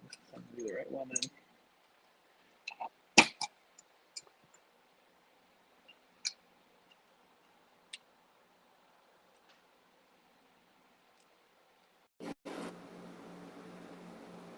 Grand Haven looks nice from what I've seen. Yeah, it's good. I mean, there's little parks and cool stuff around there, just all on the water, and it's pretty awesome, actually. Definitely one of my favorite places to go. Just hang out. There's other. I mean, if it's good weather, I mean, I'd definitely watch the flags. The riptide that you can get there is pretty insane. So you wouldn't know it, like an ocean rip. They've got it in the lake, and so you got to watch the flags to see if there's any warnings, and definitely watch them. Like if it's yellow or red, I probably wouldn't advise going in unless you are familiar with rip currents and how to get out of them, which we are from being on the ocean for so long. But man, they've lost like 36 people this year have drowned. Crazy. I'm sure that there's other factors involved, drinking and all kinds of stuff, but it's still crazy.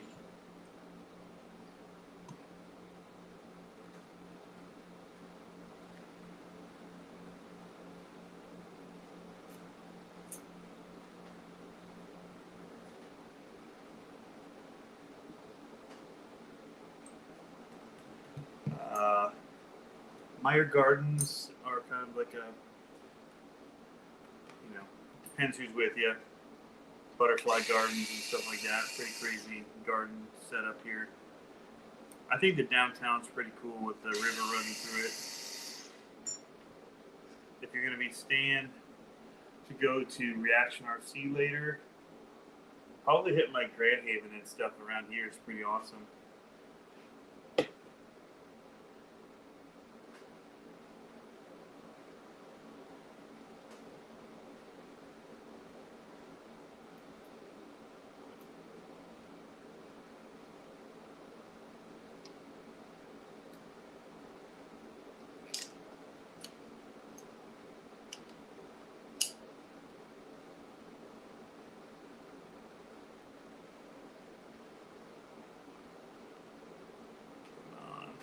I know you guys had this problem with the brass axles. I have it with every axle I assemble that goes together like this. Is finding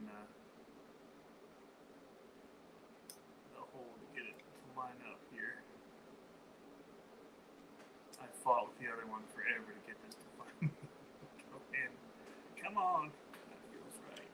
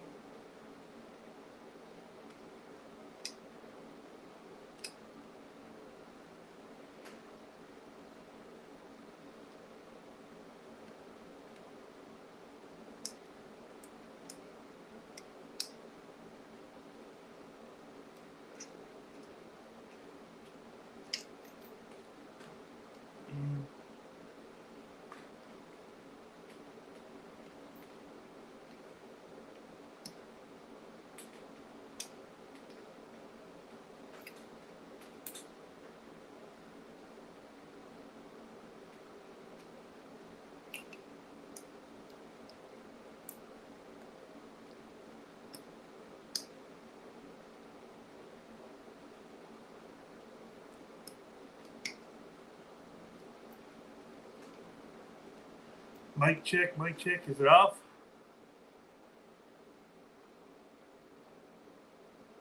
Anything? No. Audio. You hear me? Mic check. Is it just quiet?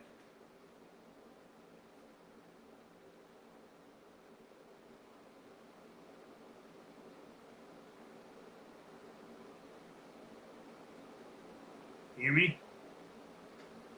Mic died. Oh, okay.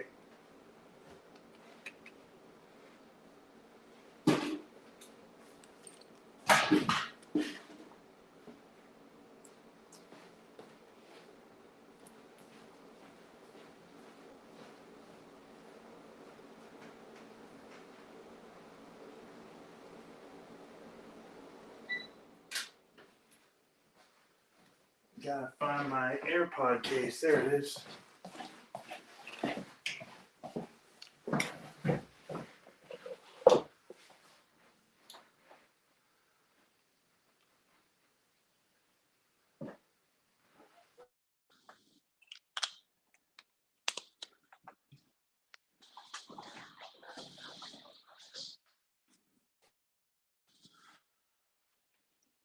How about now?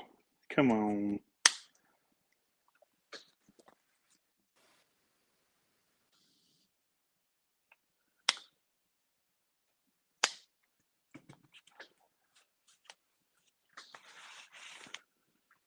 Getting this all greasy. Cool.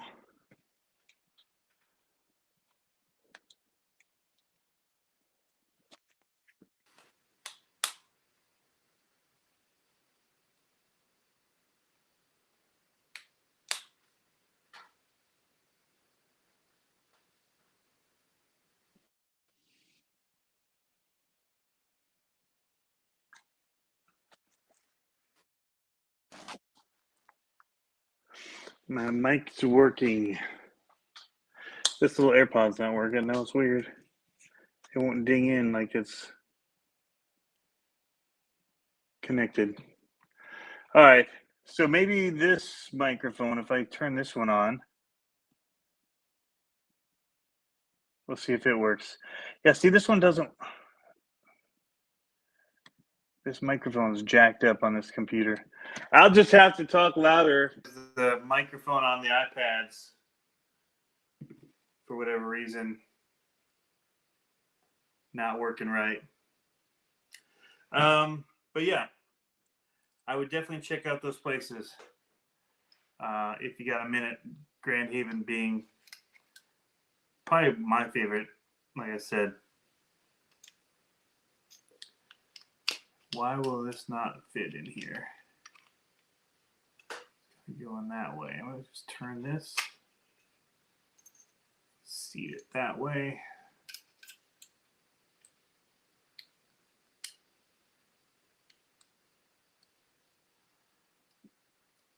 not at the right angle to get in there.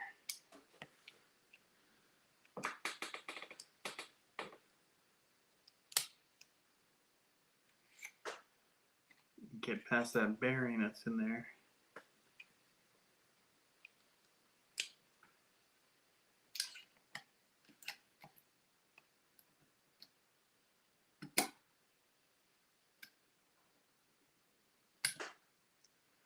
I've already seated one bearing in here. This sits up against.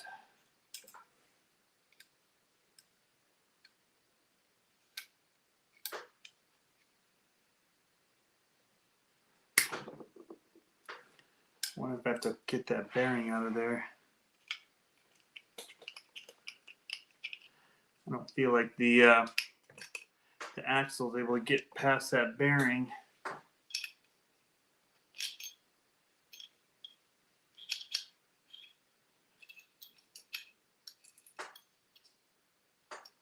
Yeah, it's not going in far enough. So it's like it's got to go through. Why would they have installed that bearing already?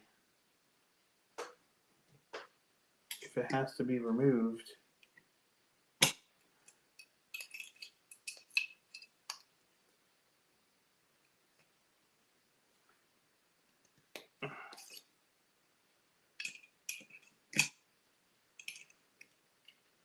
That's annoying.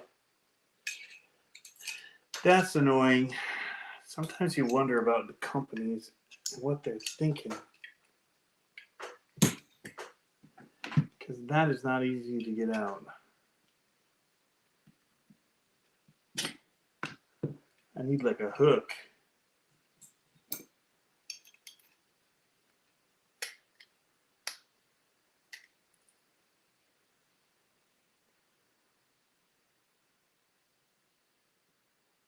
Just bend that.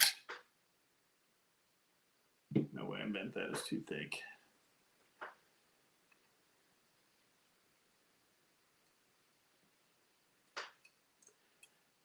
Ugh. They probably just thought that we wouldn't know to put it in there and that they were helping us. It's almost there. Goodness.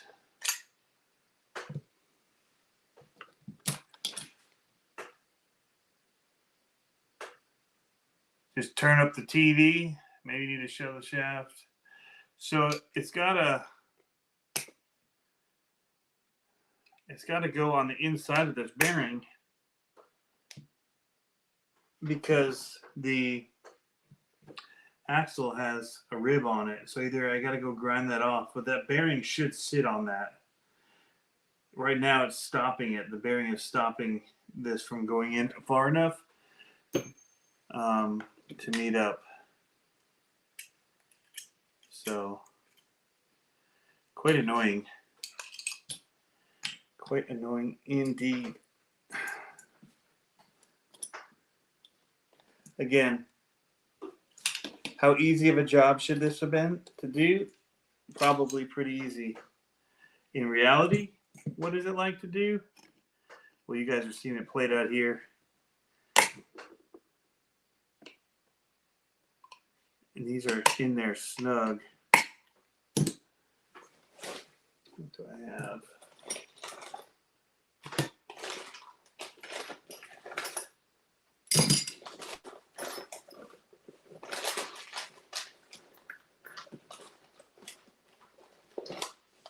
Need something really long.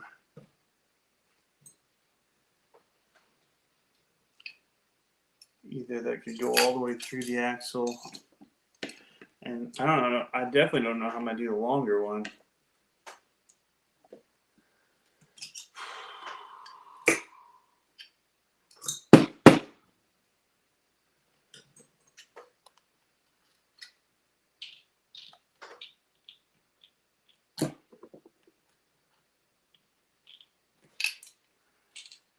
Come on.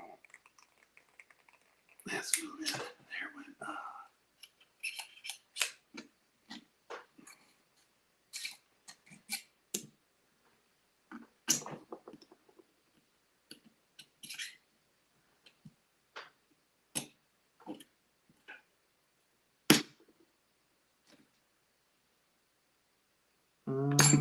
This, I think, is it. I don't know where it went to. I'm guessing this was it. And it sits on it like that. Now it will go in here and allow it to seat. Man.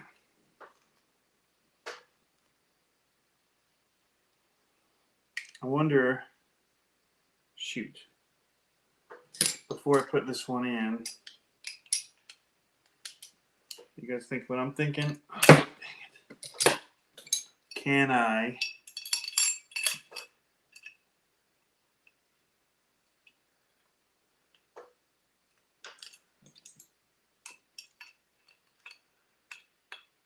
shove this one through to push out that bearing?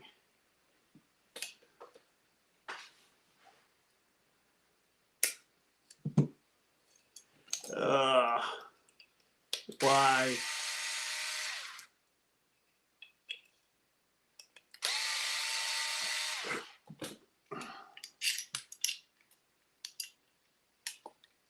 There, it's sliding. All right, so now I should be able to seat this in there, which now lost. This gotta go back in.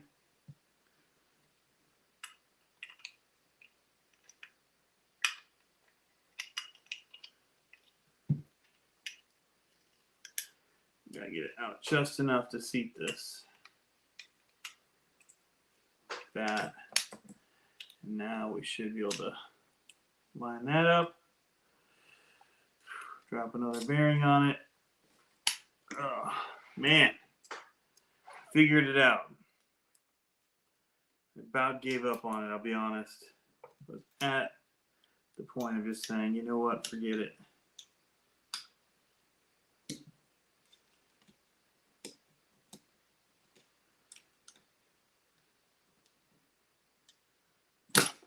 Should be,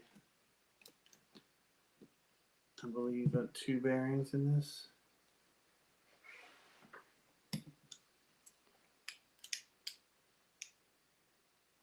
There should be 2 bearings in this.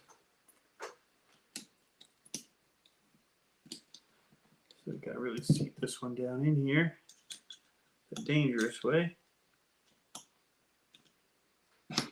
Went.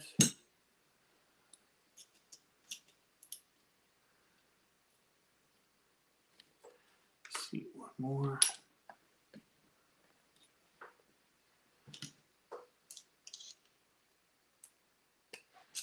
That. Oh. Maybe we don't do another one in each one.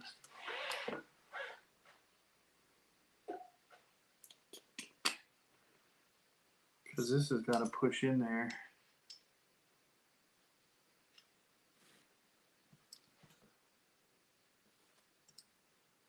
So what is this extra bearing for? 2 bearings. Oh, and the end of these. Shoot. All right.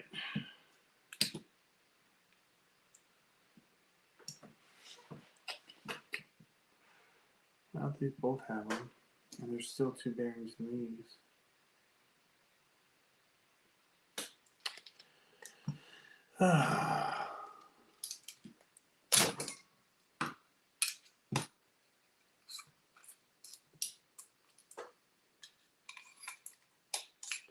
Well, the good thing is we now know that this will push and seat that bearing. That's what that should do.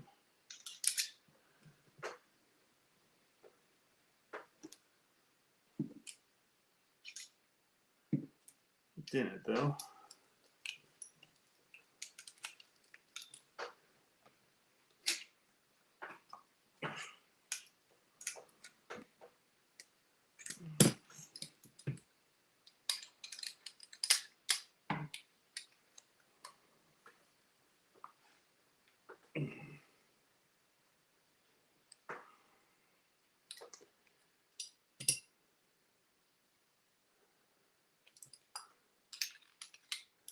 All right, what am I missing? remember.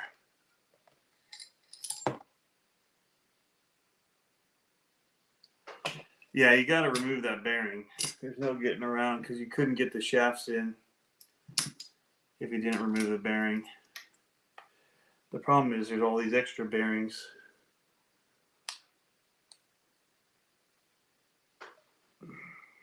And now I've gone and really wedged it in there. I think I got 2 bearings in that one because I thought it needed to fill that gap. It didn't because these are going to fill that gap. But see, it had bearings on the insides of these. They don't fit on the...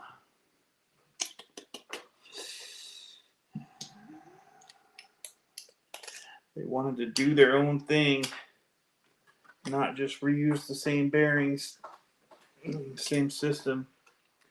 I think I've jacked that up. That's going to take some crazy force to pull that freaking thing out. And my hands are so greasy right now.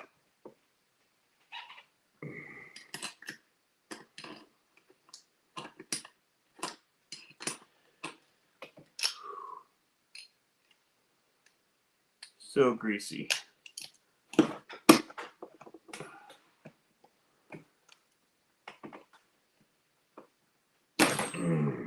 it is. All right, so we got the bearing out of here. That allows us to have it sit on here and go in.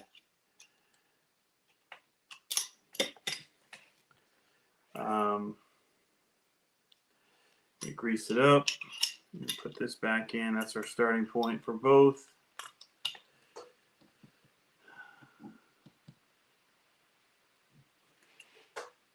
Put this in. Makes you want to not do upgrades. Can be so frustrating at times. All right, I'm going to use this to jam that in there. That worked. You go ahead and just see for kicks and giggles if these bearings inside of this one piece are reusable, even though they don't really want us using the rest of the bearings because they don't fit.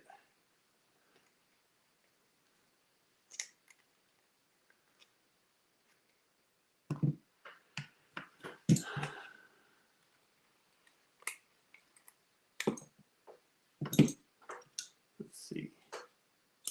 No, that doesn't fit. And there's not a stop seat for it anyway, so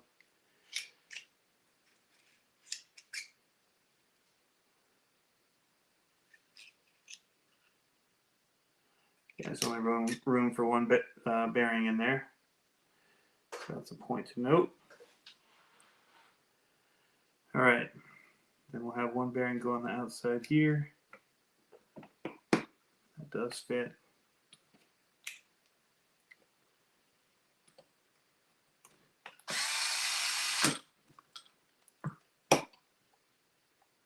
Think we got it. That tested my patience. Not gonna lie.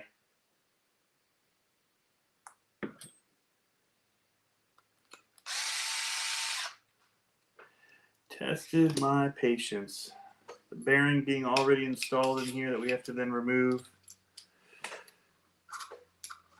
which didn't remove easily as you saw,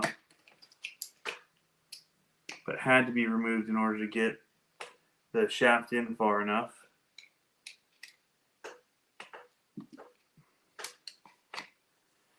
All right, now we just got a couple leftover bearings that I don't know what they're used for. But I pretty much got them everywhere I think they could go, so we're just going to call it good. But I got 2 bearings here.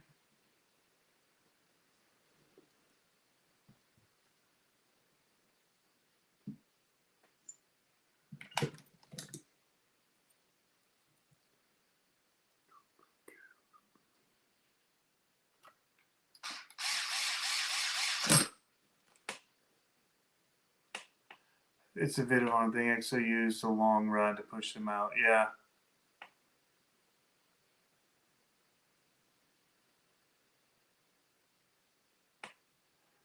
All right. It's just weird because these ones have extra bearings on the inside. That's what threw me off, thinking I had to put that second bearing in here. But it's not what they did. Whatever. It's not that big a deal. We're moving on. I'm missing a screw though.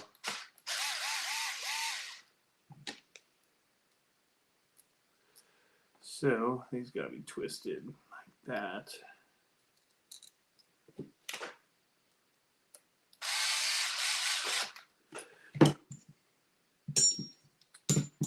Looking for that screw. Here it is. I'm not used to using this kind of a mat. It's new. It is nice. Things don't bounce and fly quite so far. It's not magnetic, but I've had this rolled up for a while, and my table is looking pretty shabby these days. It's been through a lot. So it's still the original table I started with. And my father-in-law didn't realize it, but I glued a huge piece of like white vinyl, or basically it's bathroom type stuff that you'd use like a pea guard, like that kind of a vinyl wall type thing. Just glued it on here to be able to cut into and all that. It was nice and thick, and he peeled the whole thing off when we were moving. Took it off the table because he thought it folded up like the others, and it doesn't fold. So there's no getting it back on, and cutting it out the way that it cut it was such a pain that I haven't wanted to do it again. All right, so we're going to put this on.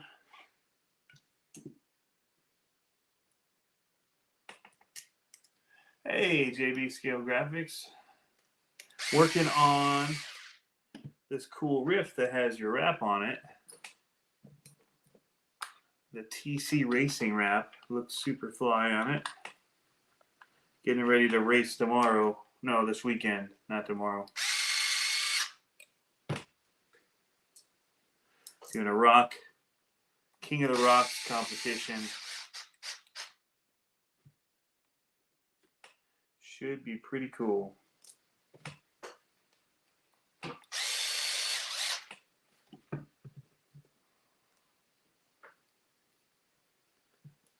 How was Digger's Dungeon, or not Digger's Dungeon, Home of the Bigfoot? I saw you guys were there, Trigger King event.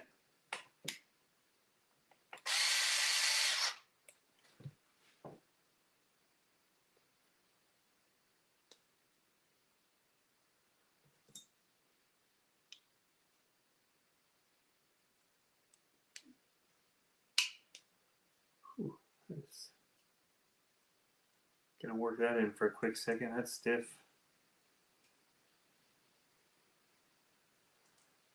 All right. Okay. So that is ready to be reinstalled.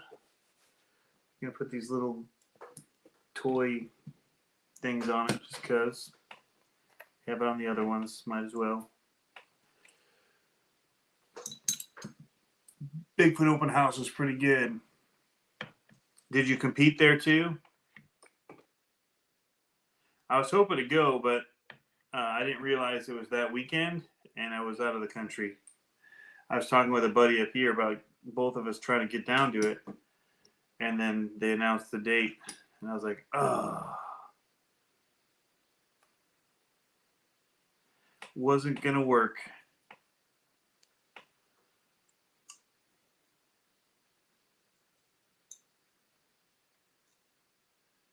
Ooh, snake bite front clip. That's awesome.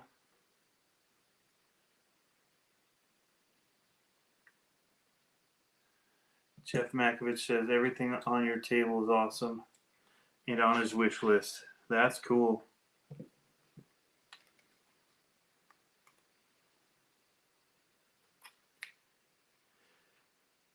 So it's a vacuum form front clip.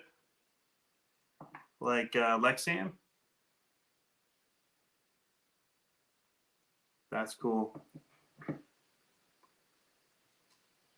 That's kind of where I'm at this event. I'm going to race the King of the Rocks, but the rest of it I'm just going try and sell some of the products that I got for the micros, and I'm hosting the micro event.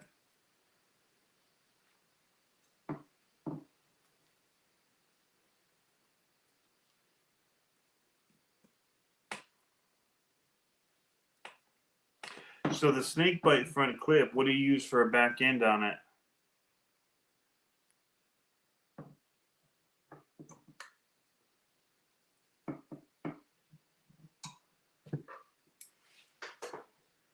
I have not, in my crazy busyness since getting back from Europe, been able to keep up with stuff. I'm just barely trying to get my stuff back together for the event.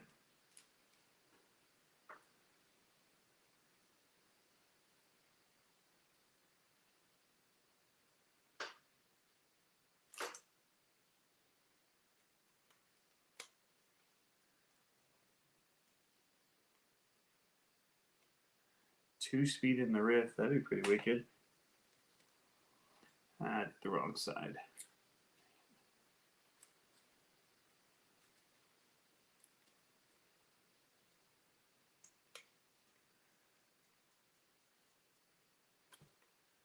That's cool. Front clip a snake bite is a great idea. Such an iconic truck. I saw they were there as well, which is cool. Says you can use any of the J Concepts rear ends for it. Very clever idea.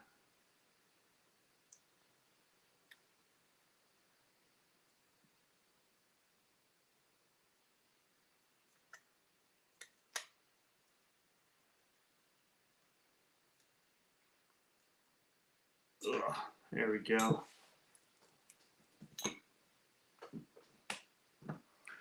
Now we need to switch out trailing arms. Those are definite. Trying to weigh in what I've got time to get to.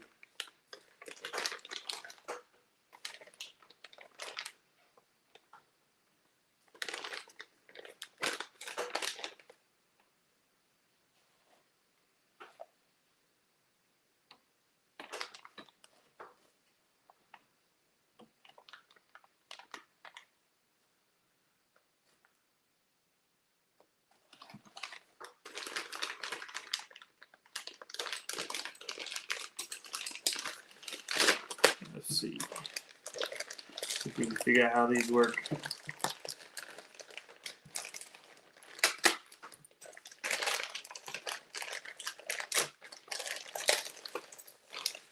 Oh, very cool. Bigfoot decal sheet. Got a body I thought about using for it. Just haven't had decals.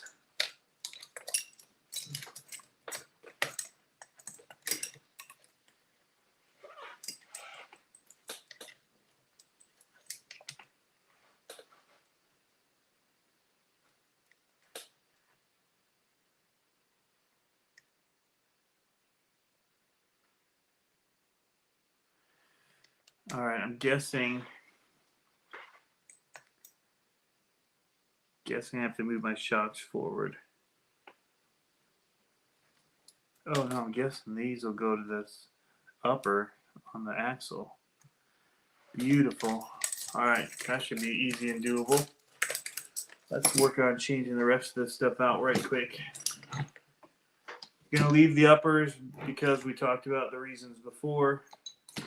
I don't want to take the whole. I don't want to drop it all out right now. I don't quite have the spare time to, after the hassles of the other parts that I've been dealing with, do that as well.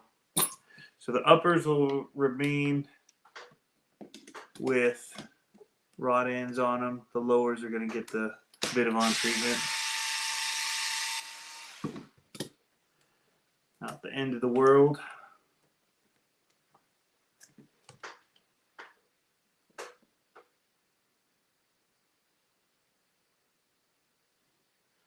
Ugh. Man, that sucks if your printer's not working right. Expensive paperweight. Dang.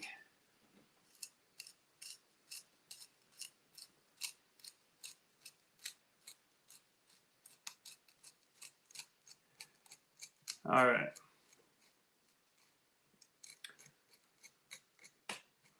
This is going to look wicked with this scheme on it here. And the silver axles. Going to look really good.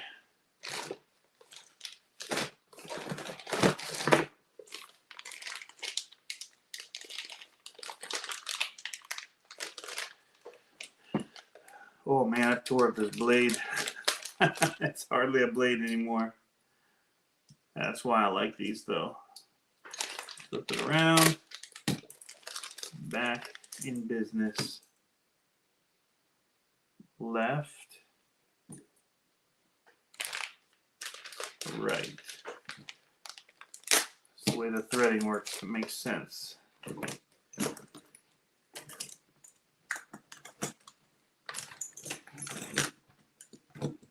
Yeah, baby. Now we're talking. Hey, Chris, I don't know if you're still in there, RC for All. Message me, man, about being in town tomorrow, if you're still on. I'll get in touch with you in the morning.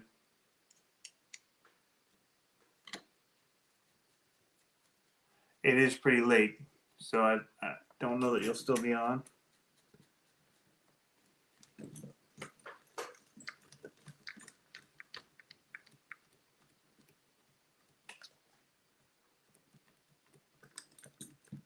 Yeah, for that much money, they should just work. That sucks, dude. Like, royally sucks.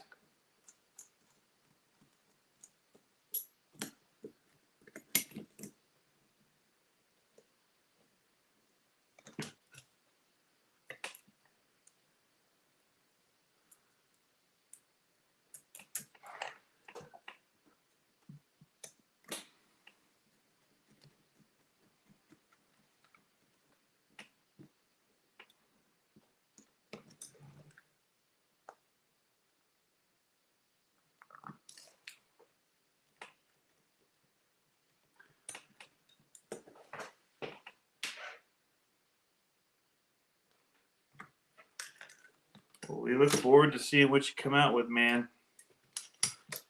We're always wanting the new stuff. Change things up, do things different. Yeah, having a good printer will change so much. I'm on the west side of Michigan by Grand Rapids, Holland, Grand Haven. About 20 minutes, 20 to 30 minutes from the Lake Michigan.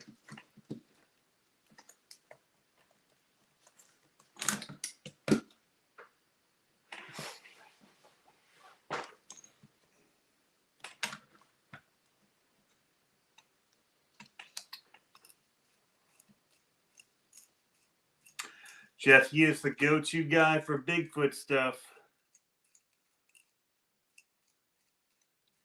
And more. I just mentioned Bigfoot because I know you're a huge Bigfoot fan.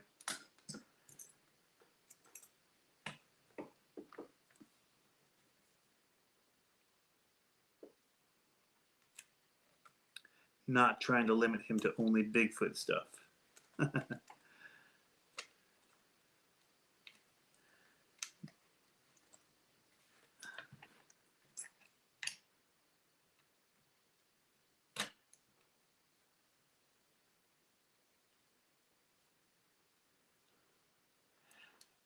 I wish I had more Vidavon stuff laying around.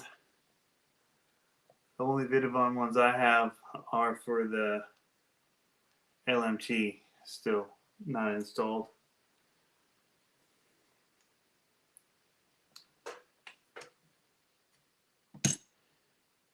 I wish, I wish. I'm going to get most of this stuff on here, it looks like.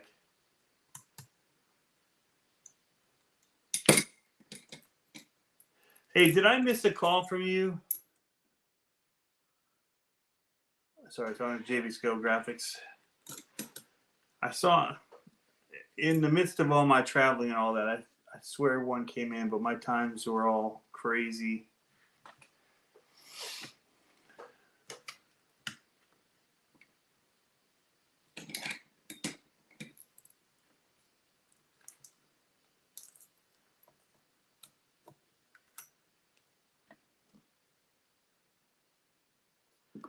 I swear that I looked at it at one point and there was a missed call. I just haven't gone back through. I had a lot of missed calls that week because I wasn't answering in Europe.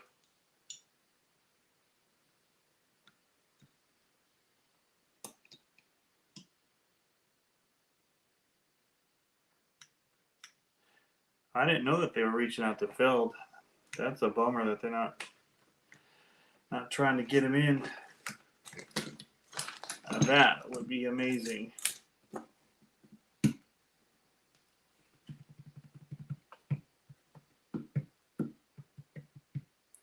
All right, let's just finish this up.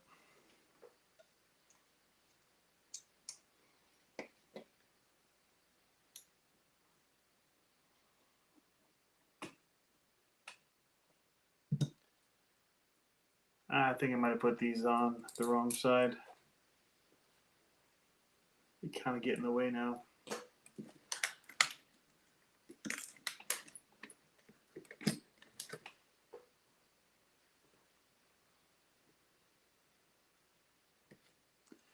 Definitely get in the way.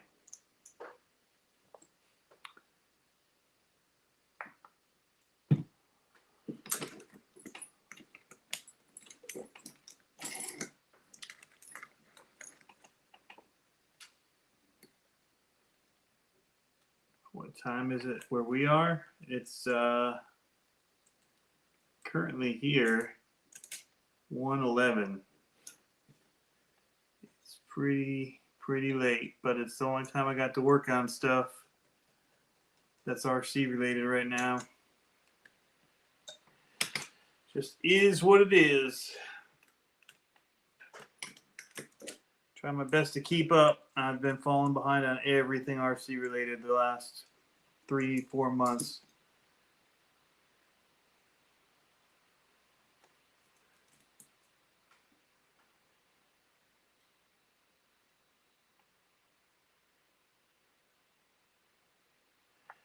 Yeah, I think they're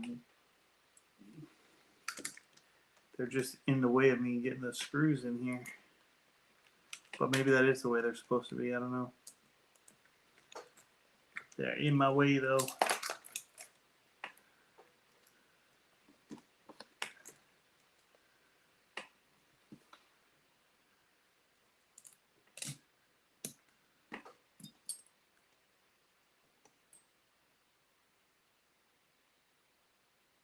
$12.12 there. Xavier's RC Adventures, what's up? Well, 11-12 there, Wyoming. That's not too bad. Hey, Brett.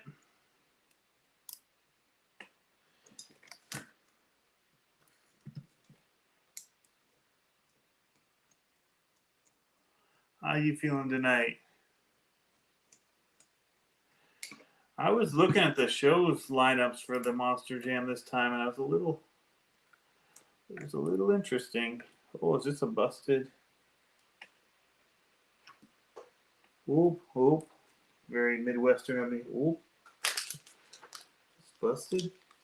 See? For sure. It looks to be a bit damaged, eh? The oop. Oh, that's definitely something I picked up growing up here in Michigan. Oh. Just got off the line with Dennis. That's awesome, man.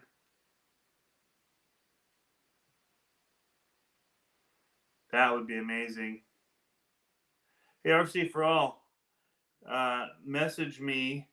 I don't know if you did or not. All my stuff is tied up. Oh, I do have my phone right here. Message me, and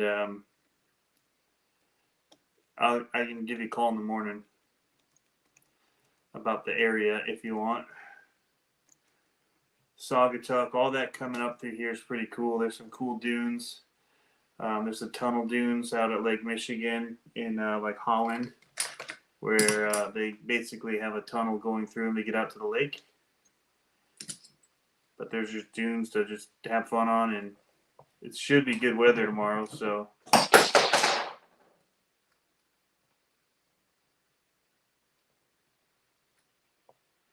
I'm going to be out in Holland early in the morning, drop my kids off for school. But yeah, there's like Tunnel Park there. A couple little things. There's not crazy dunes in Grand Haven, but there's a lot of beach.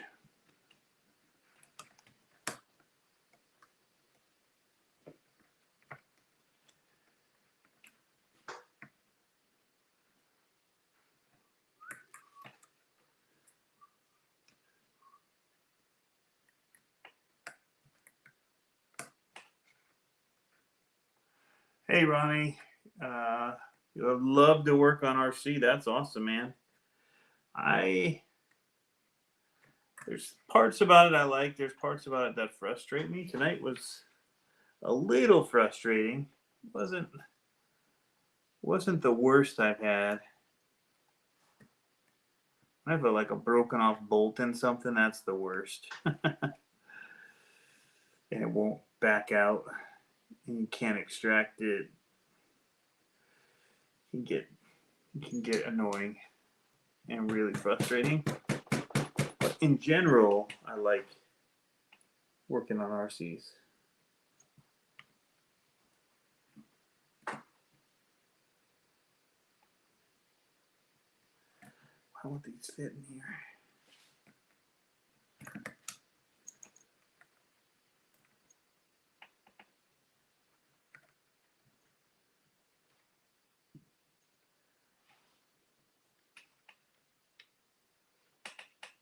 Maybe I do have to drop the cage off. There it goes. Put that bolt through there real quick. Get one of them locked in.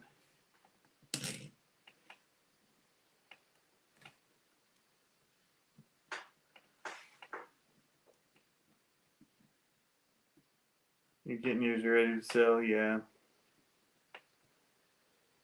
I understand.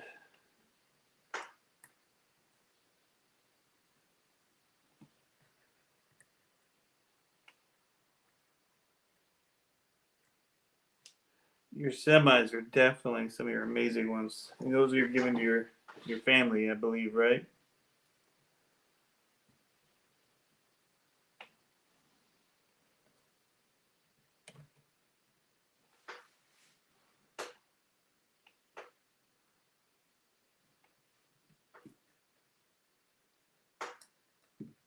RC Crazy Living Frankie Move. Hey, man.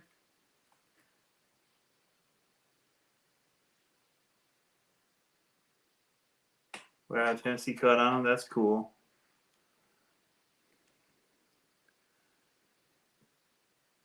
There it goes, finally. I think I got it in there. I was trying to get this pillow ball to get between the uprights on here. Sometimes, again, what should be simple with these just is not. It's such a tight fit in there. Try and just smack it through. Hope it'll make them line up.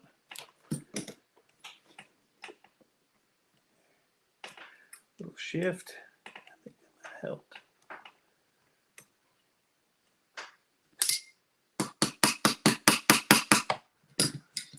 trying everything. We're throwing everything at it.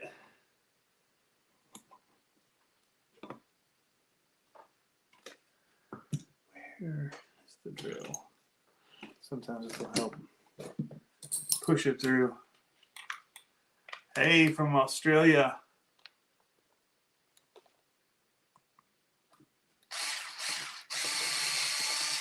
Yeah, I mean, all this, these are aftermarket axles and all that, so you can't blame Axial for it. It's, the fitment is just, they did everything to exacting measure on this Vidavon stuff, which can make it a little bit tricky. All right, so I think, if I was looking at this right earlier, these are going to go around the shocks and mount on here. That's pretty wicked and easy. All right, so first step is we're going to go in here.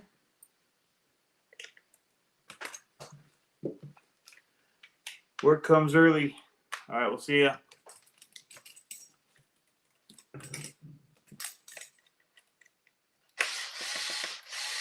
Down.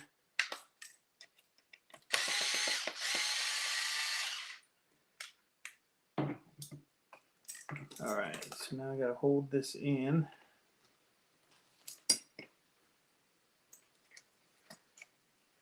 And also try to screw this in somehow.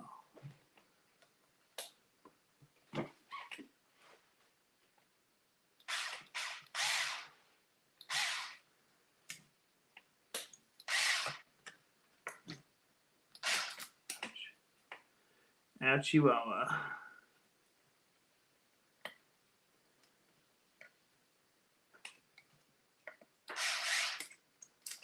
All right, let's see. I can't just twist this on. Goes. Fake it till you make it, everybody.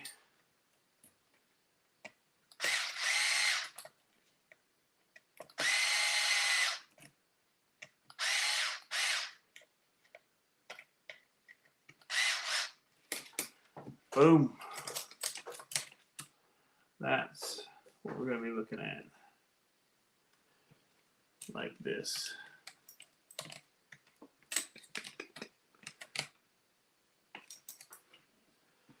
All right. Got metal sliders as well that lock in. It's all really, really well designed.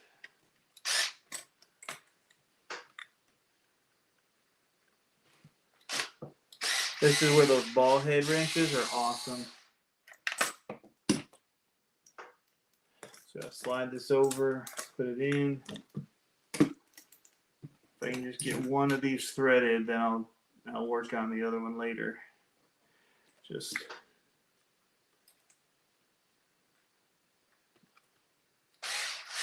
there it goes.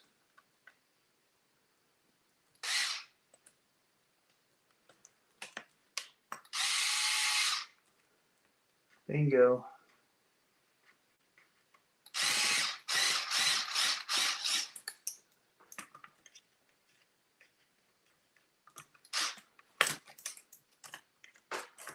Ball head's gonna get in there and bam. Right? Looking good.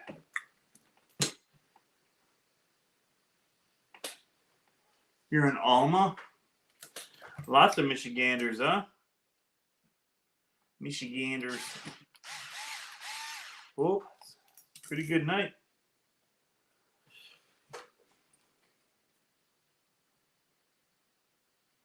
We should all be asleep, though. I gotta get up super early to get my kids to school. And then hit work.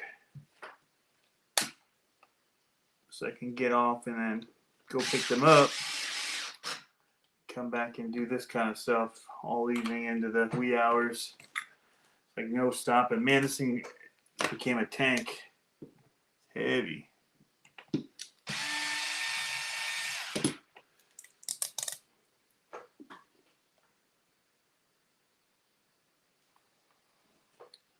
So rear sway bars installed. I got to look up the front install. There's some plate that you remove, and you put this in. Wait, what's this? Yeah, somewhere you put this in.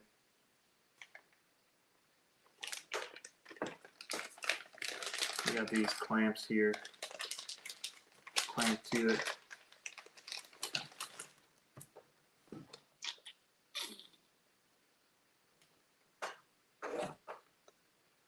Just not sure where.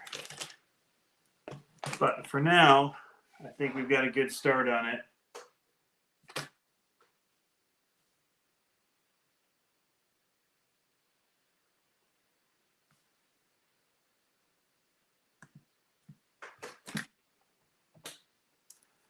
There it is. Looks pretty mean. Gotta do the drive shafts, apparently. That'll be easy enough. Easy enough to do here.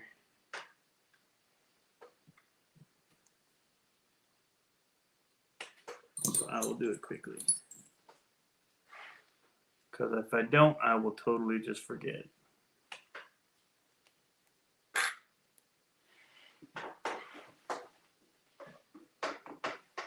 You guys know how that is. Especially me. Uber forgetful.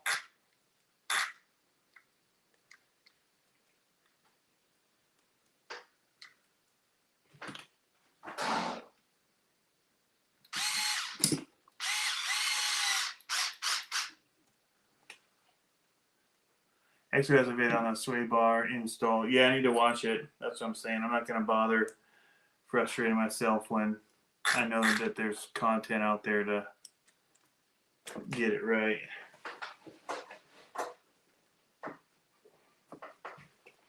But I do want to install it. I do think it'll help it a lot. Just tame it down because it's crazy. It really is a crazy car.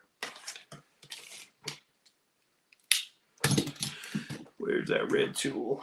Red handle. My favorite red handle tool.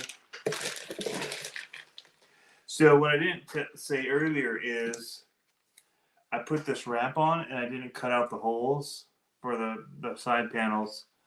So I probably could take off the side panels to get to those screws that I'm fighting. No, actually it doesn't feel like that. It feels like I should drop out the plate to do the uppers. But I think the lowers are good. You want a brake point. If it's just going to be one of these upper rod ends, that's an easy fix. And I got a whole bag of rod ends now, so we're good. What was I going to do? Oh, yeah, I'm looking for the red handled. Red handled tool. Is that the one I dropped? It is. Alright. That drive shaft pin didn't feel like it liked the threading on or the fit on that ball end, the ball tip. Those ones can be finicky. Thank you. What's in the box, RC? Good morning. No metal drive shafts? No, not yet. Rift, Vidavon, front sway bar. Thanks, man. Yeah, put the big old tires on there. It's already got that cool TC Racing, which I thought was cool because my initials are TC. Tony CC. So, yeah. I'm digging it. Digging it. Next, I've got to just straighten up the servo. Maybe look for a servo saver servo replacement that I could maybe find last minute to replace it. I've got a KST servo I just got in the mail. I could try, and it would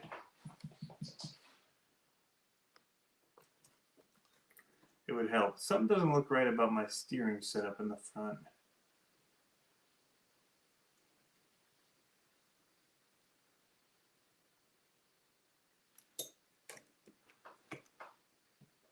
The way that it drops below.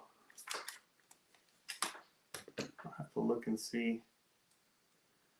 I think my sway bar is upside down, or my bar here. I didn't realize that it was directional in the bend on it, which it definitely is.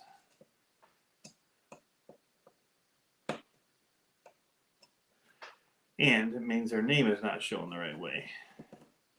Vidavong's going to come at me. Yeah, it's got a little kink to it.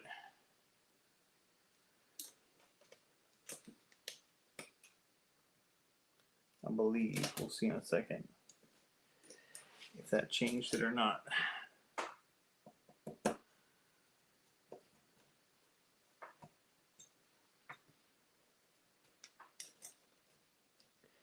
How many times, Tony? 2 times. Thinking John Martin. All I can think of. All right, Brett, man. Hope to see you soon, man. I don't know if I'll be on tomorrow night or not. I'll try to jump on. That's better looking.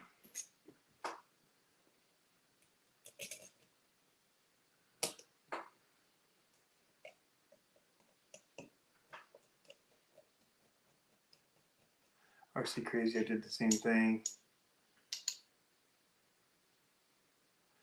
The X-brace is the front part of the cage. I thought that's what it was. But do you have to cut it?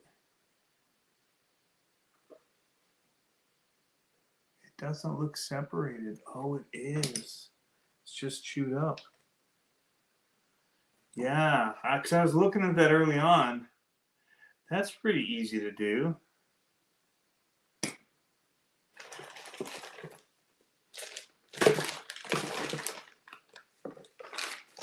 So it probably goes X-brace. These clip onto it and then go down.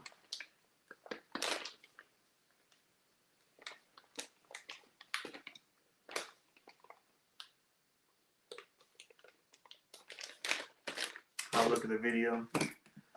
But yeah, okay, that looks better now. The steering issue I had still tucks under there. Kind of funny for me, but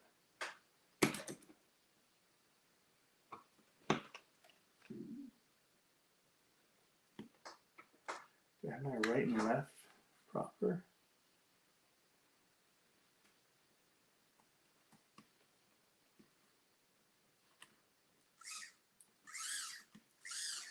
Seems good. Oh, yeah, I didn't put a stop on both of them. I need to put that little metal stop in. Where's one of them? Last thing, little metal stop. Here's one.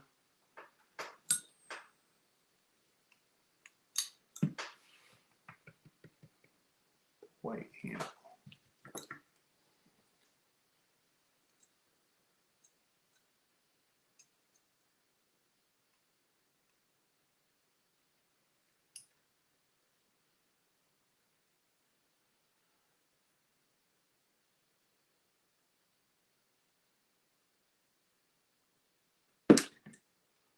I don't think I've ever been to that hobby shop.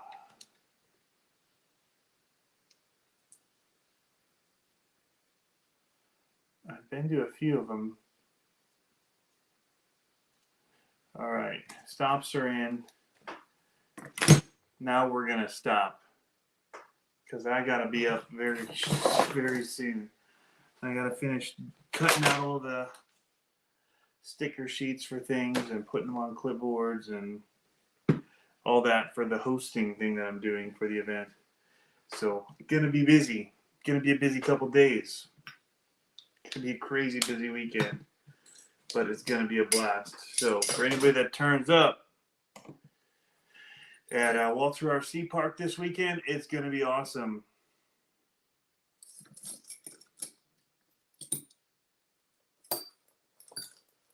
Where the rod connects to a servo saver. What's that in reference to?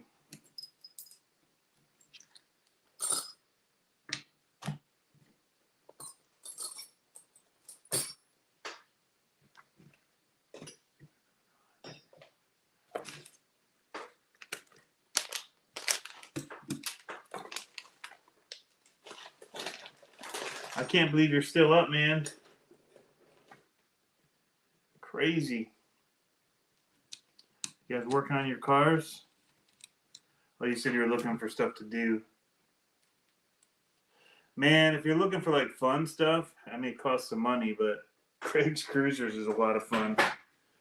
They're all over out here. It's like go-karts, mini golf,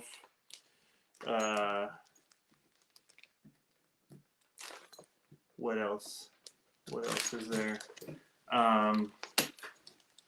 Laser tag, like the jump house things, you know, trampoline parks, all kinds of craziness, and they're all over. There's one in Holland, not far from Grand Haven. The cool thing is, if you just come up 31, you'll end up going through all that stuff. You know, Holland, it goes right up to Grand Haven, and then from Grand Haven, you can pick up 96. You'll go through like Spring Lake. Actually, you won't pick up 96 there, but if you go through Spring Lake, right after Grand Haven, you merge and go through Spring Lake, you'll pick up 96. So you can take that all the way down to Walter RC Park. Depends how much of an adventure you want. Because if you're waiting to go to Reaction RC later, then yeah, you'd do that and you'd go through to Reaction RC, which is then on the way to Walter RC Park, going up 96.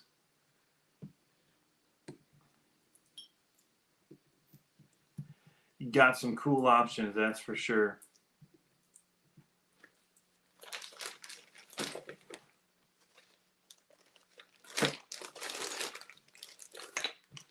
Kind of tidy a little bit. Not sure what to do with the actual discs themselves. Probably pitch them, but I might need parts of it.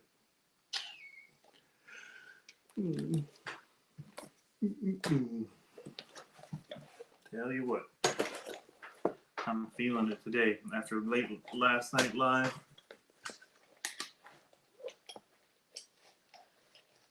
CRC crazy.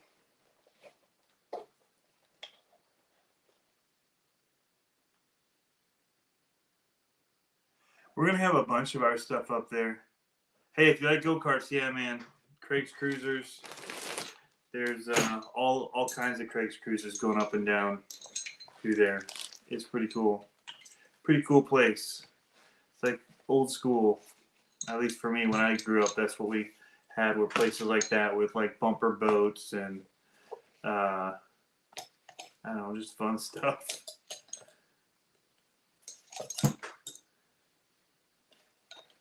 Bumper boats, laser tag, arcades.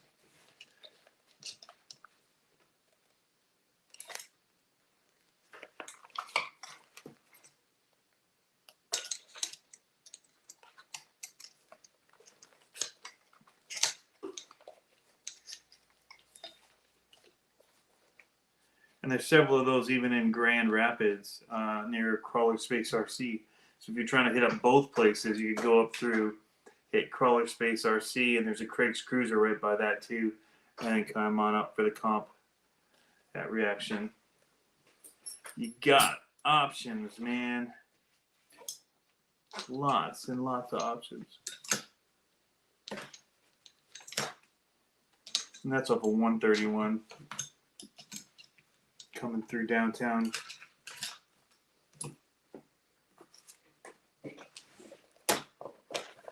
Kind of figuring my way around here these days.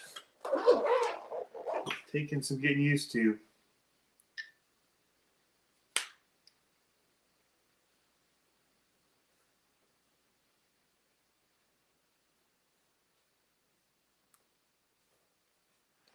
The comps on Thursday nights start at 6 o'clock. They'll finish setting up right around 6, 5:36, depending on when people get in there.